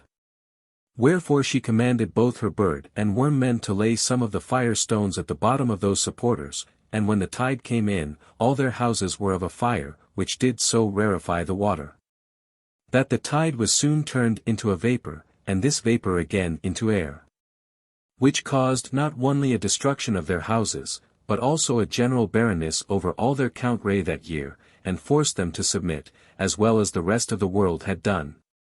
Thus the Empress did not only save her native country, but made it the absolute monarchy of all that world, and both the effects of her power and her beauty did kindle a great desire in all the greatest princes to see her. Who hearing that she was resolved to return into her own blazing world, they all entreated the favor, that they might wait on her Majesty before she went. The Empress sent word, that she should be glad to grant their requests. But having no other place of reception for them, she desired that they would be pleased to come into the open seas with their ships, and make a circle of a pretty large compass, and then her own ships should meet them, and close up the circle. And she would present herself to the view of all those that came to see her, which answer was joyfully received by all the mentioned princes, who came, some sooner, and some later, each according to the distance of his country, and the length of the voyage. And being all met in the form and manner aforesaid, the Empress appeared upon the face of the water in her imperial robes. In some part of her hair, near her face, she had placed some of the star stone, which added such a luster and glory to it, that it caused a great admiration in all that were present, who believed her to be some celestial creature, or rather an uncreated goddess, and they all had a desire to worship her. For surely, said they, no mortal creature can have such a splendid and transcendent beauty, nor can any have so great a power as she has, to walk upon the waters, and to destroy whatever she pleases, not only whole nations, but a whole world. The Empress expressed to her own countrymen, who were also her interpreters to the rest of the princes that were present, that she would give them an entertainment at the darkest time of night, which being come, the fire-stones were lighted, which made both air and seas appear of a bright shining flame, insomuch that they put all spectators into an extreme fright, who verily believed they should all be destroyed. Which the Empress perceiving, caused all the lights of the fire-stones to be put out, and only shewed herself in her garments of light. The birdmen carried her upon their backs into the air, and there she appeared as glorious as the sun. Then she was set down upon the seas again, and presently there was heard the most melodious and sweetest consort of voices, as ever was heard out of the seas, which was made by the fish-men.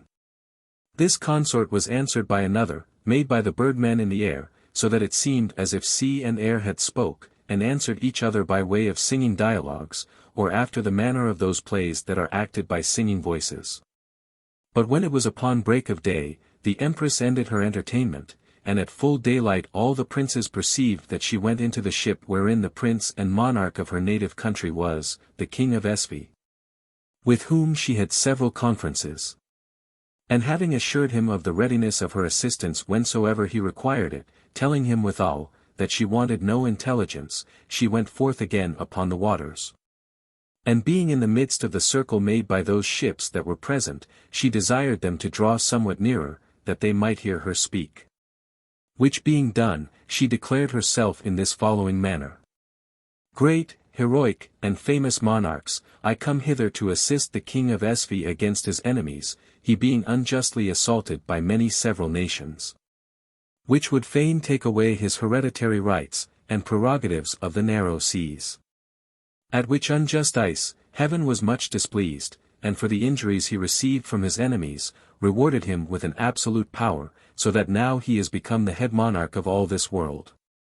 Which power, though you may envy, yet you can no ways hinder him, for all those that endeavor to resist his power, shall only get loss for their labor, and no victory for their profit.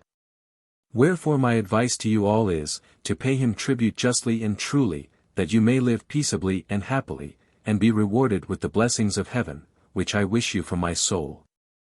After the Empress had thus finished her speech to the princes of the several nations of that world, she desired that in their ships might fall back.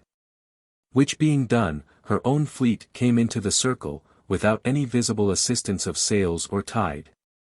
And herself being entreed into her own ship, the whole fleet sunk immediately into the bottom of the seas, and left all the spectators in a deep amazement. Neither would she suffer any of her ships to come above the waters, until she arrived into the blazing world. In time of the voyage, both the Empress's and the Duchess's soul, were very gay and merry. And sometimes they would converse very seriously with each other. Amongst the rest of their discourses, the Duchess said, she wondered much at one thing, which was, that since her Majesty had found out a passage out of the blazing world, into the world she came from, she did not enrich that part of the world where she was born, at least her own family, though she had enough to enrich the whole world. The Empress's soul answered, that she loved her native country, and her own family, as well as any creature could do. And that this was the reason why she would not enrich them, for, said she, not only particular families or nations, but all the world, their natures are such, that much gold, and great store of riches, makes them mad, insomuch as they endeavor to destroy each other for gold or riches' sake. The reason thereof is, said the Duchess, that they have too little gold and riches, which makes them so eager to have it. No, replied the Empress's soul, their particular covetousness, is beyond all the wealth of the richest world, and the more riches they have, the more covetous they are, for their covetousness is infinite. But, said she, I would there could a passage be found out of the blazing world, into the world whence you came, and I would willingly give you as much riches as you desired. The Duchess's soul gave her Majesty humble thanks for her great favor, and told her, that she was not covetous, nor desired any more wealth than what her lord and husband had before the civil wars. Neither, said she, should I desire it for my own, but my lord's posterity's sake. "Well," said the Empress, "I'll command my fishmen to use all their skill and industry to find out a passage into that world which your lord and husband is in." "I do verily believe," answered the Duchess, "that there will be no passage found into that world. But if there were any, I should not petition your Majesty for gold and jewels, but only for the elixir that grows in the midst of the golden sands, for to preserve life and health. But without a passage, it is impossible to carry away any of it, for, whatsoever is material, cannot travel like immaterial beings, such as souls and spirits are. Neither do souls require any such thing that might revive them, or prolong their lives, by reason they are unalterable, for, were souls like bodies, then my soul might have had the benefit of that natural elixir that grows in your blazing world.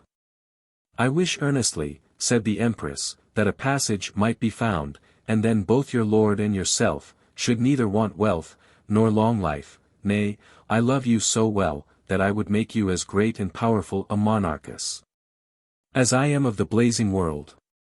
The Duchess's soul humbly thanked Her Majesty, and told her, that she acknowledged and esteemed her love beyond all things that are in nature. After this discourse, they had many other conferences, which for brevity's sake I'll forbear to rehearse. At last, after several questions which the Empress's soul asked the Duchess, she desired to know the reason why she did take such delight, when she was joined to her body, in being singular both in accoutrements, behavior, and discourse.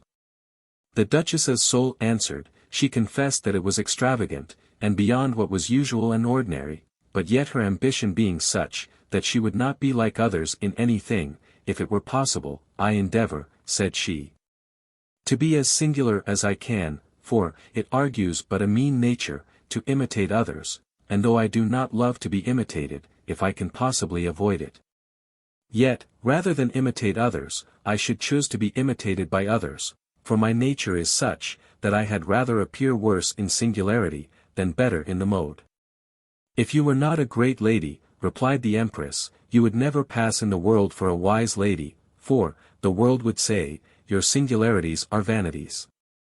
The Duchess's soul answered, she did not at all regard the censure of this, or any other age, concerning vanities, but, said she, neither this present, nor any of the future ages, can or will truly say that I am not virtuous and chaste, for I am confident, all that were, or are acquainted with me, and all the servants which ever I had, will or can upon their oaths declare my actions no otherwise than virtuous, and certainly there's none even of the meanest degree, which have not their spies and witnesses, much more those of the nobler sort, which seldom or never are without attendants. So that their faults, if they have any, will easily be known, and as easily be divulged. Wherefore, happy are those natures that are honest, virtuous, and noble, not only happy to themselves, but happy to their families. But, said the Empress, if you glory so much in your honesty and virtue, how comes it that you plead for dishonest and wicked persons, in your writings? The Duchess answered, it was only to shew her wit, not her nature. At last the Empress arrived into the blazing world, and coming to her imperial palace, you may sooner imagine than expect that I should express the joy which the Emperor had at her safe return, for he loved her beyond his soul. And there was no love lost, for the Empress equalled his affection with no less love to him. After the time of rejoicing with each other, the Duchess's soul begged leave to return to her noble lord, but the Emperor desired, that before she departed, she would see how he had employed his time in the Empress's absence. For he had built stables and riding houses, and desired to have horses of manage, such as, according to the Empress's relation, the Duke of Newcastle had. The Emperor inquired of the Duchess the form and structure of her lord and husband's stables and riding house. The Duchess answered His Majesty, that they were but plain and ordinary, but, said she, had my lord wealth, I am sure he would not spare it, in rendering his buildings as noble as could be made. Hereupon the Emperor shewed the Duchess the stables he had built, which were most stately and magnificent. Among the rest, there was one double stable that held 100 horses on a side, the main building was of gold, lined with several sorts of precious materials. The roof was arched with agates, the sides of the walls were lined with cornelian, the floor was paved with amber, the mangers were mother of pearl, the pillars, as also the middle aisle or walk of the stables, were of crystal. The front and gate was of turquoise, most neatly cut and carved. The riding house was lined with sapphires, topazes, and the like. The floor was all of golden sand so finely sifted, that it was extremely soft, and not in the least hurtful to the horse's feet, and the door and frontispiece was of emeralds curiously carved. After the view of these glorious and magnificent buildings, which the Duchess's soul was much delighted withal, she resolved to take her leave. But the Emperor desired her to stay yet some short time more, for they both loved her company so well, that they were unwilling to have her depart so soon. Several conferences and discourses passed between them. Amongst the rest, the Emperor desired her advice how to set up a theatre for plays.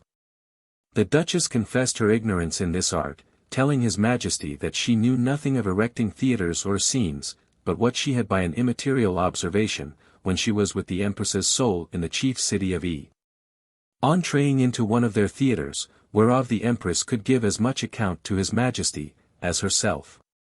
But both the Emperor and the Empress told the Duchess, that she could give directions how to make plays.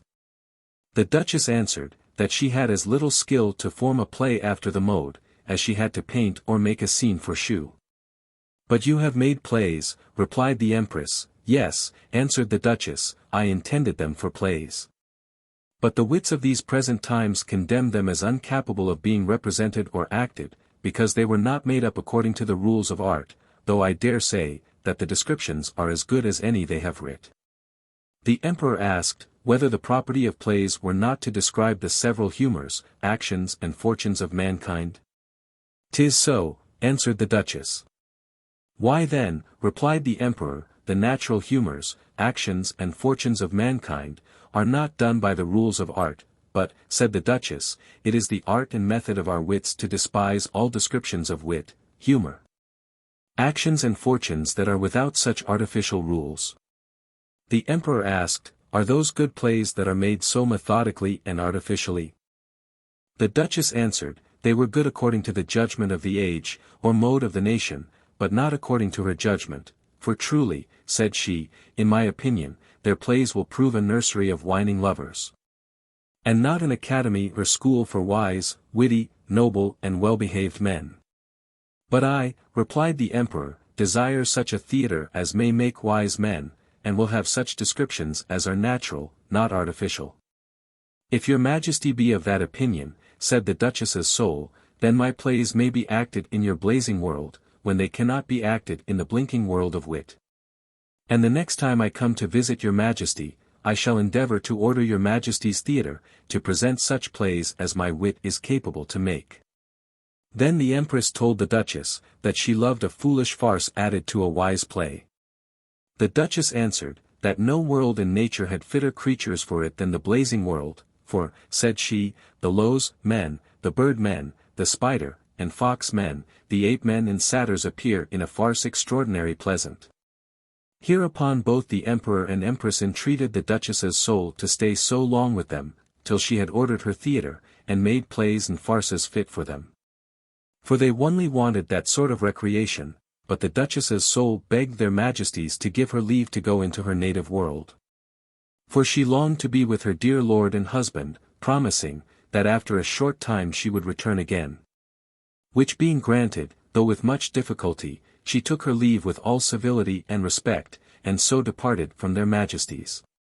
After the Duchess's return into her own body, she entertained her lord, when he was pleased to hear such kind of discourses, with foreign relations. But he was never displeased to hear of the Empress's kind commendations, and of the characters she was pleased to give of him to the Emperor. Amongst other relations, she told him all what had passed between the Empress, and the several monarchs of that world whither she went with the Empress, and how she had subdued them to pay tribute and homage to the monarch of that nation or kingdom to which she owed both her birth and education.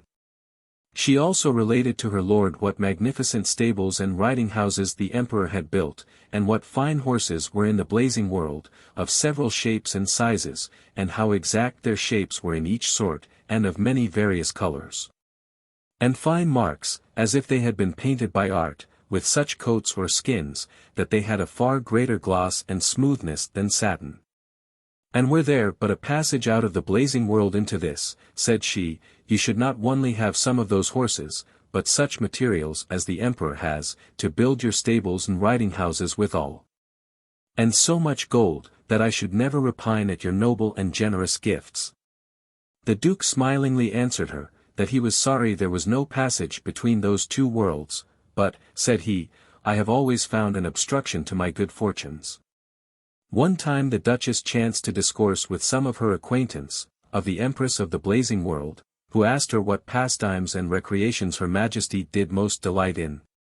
The Duchess answered, that she spent most of her time in the study of natural causes and effects, which was her chief delight and pastime.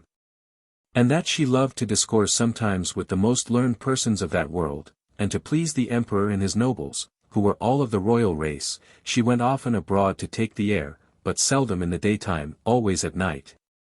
If it might be called night.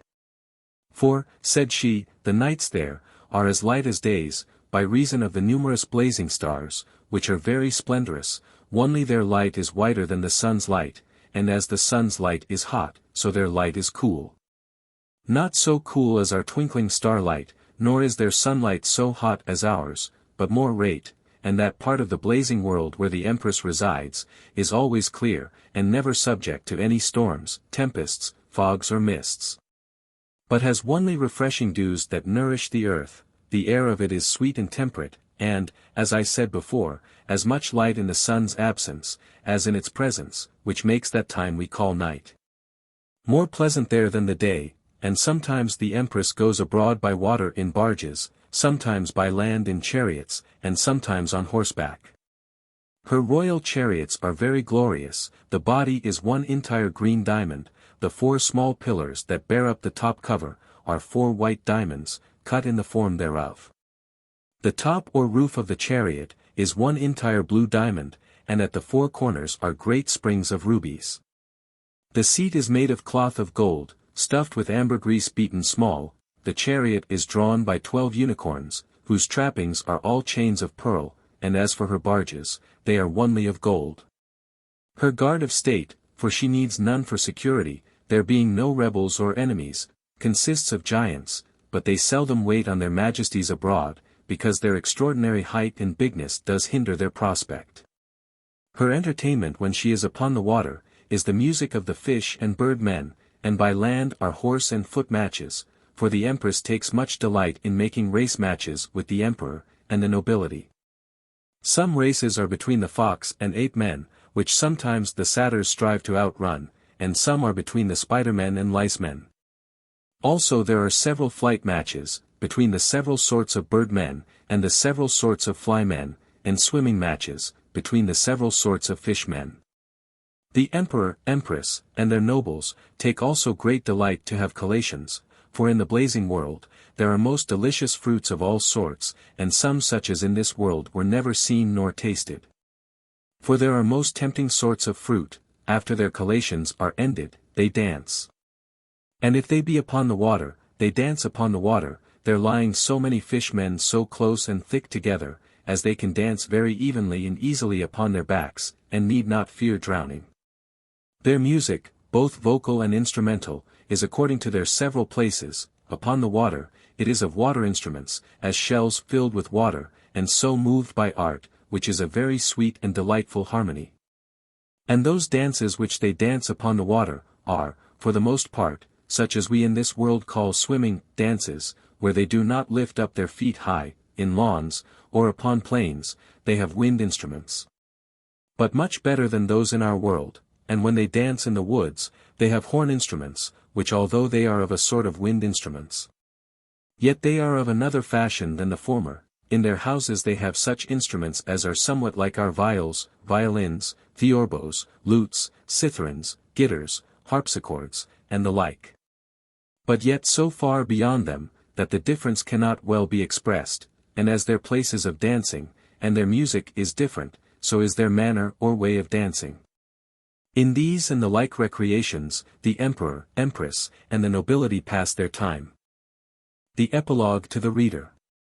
By this poetical description, you may perceive, that my ambition is not only to be Empress, but authoress of a whole world.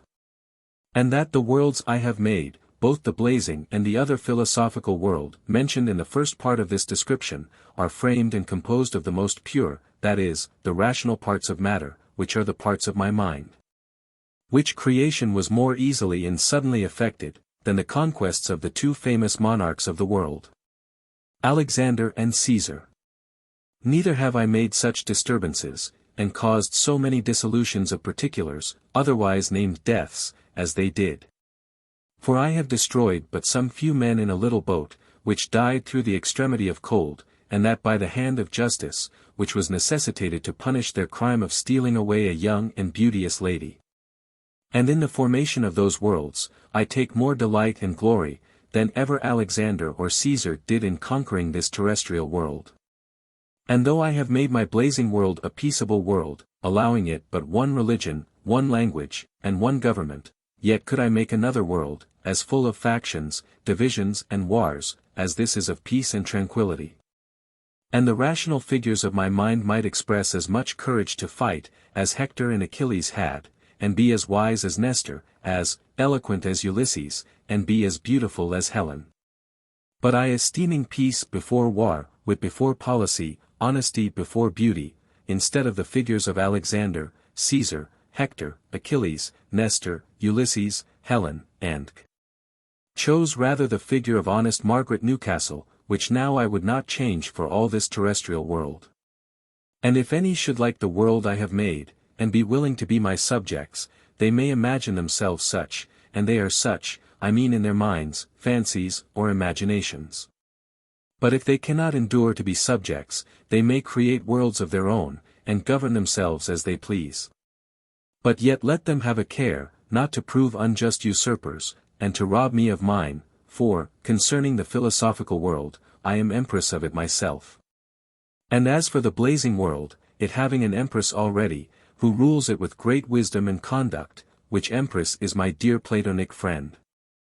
I shall never prove so unjust, treacherous and unworthy to her, as to disturb her government, much less to depose her from her imperial throne, for the sake of any other, but rather choose to create another world for another friend. Finis.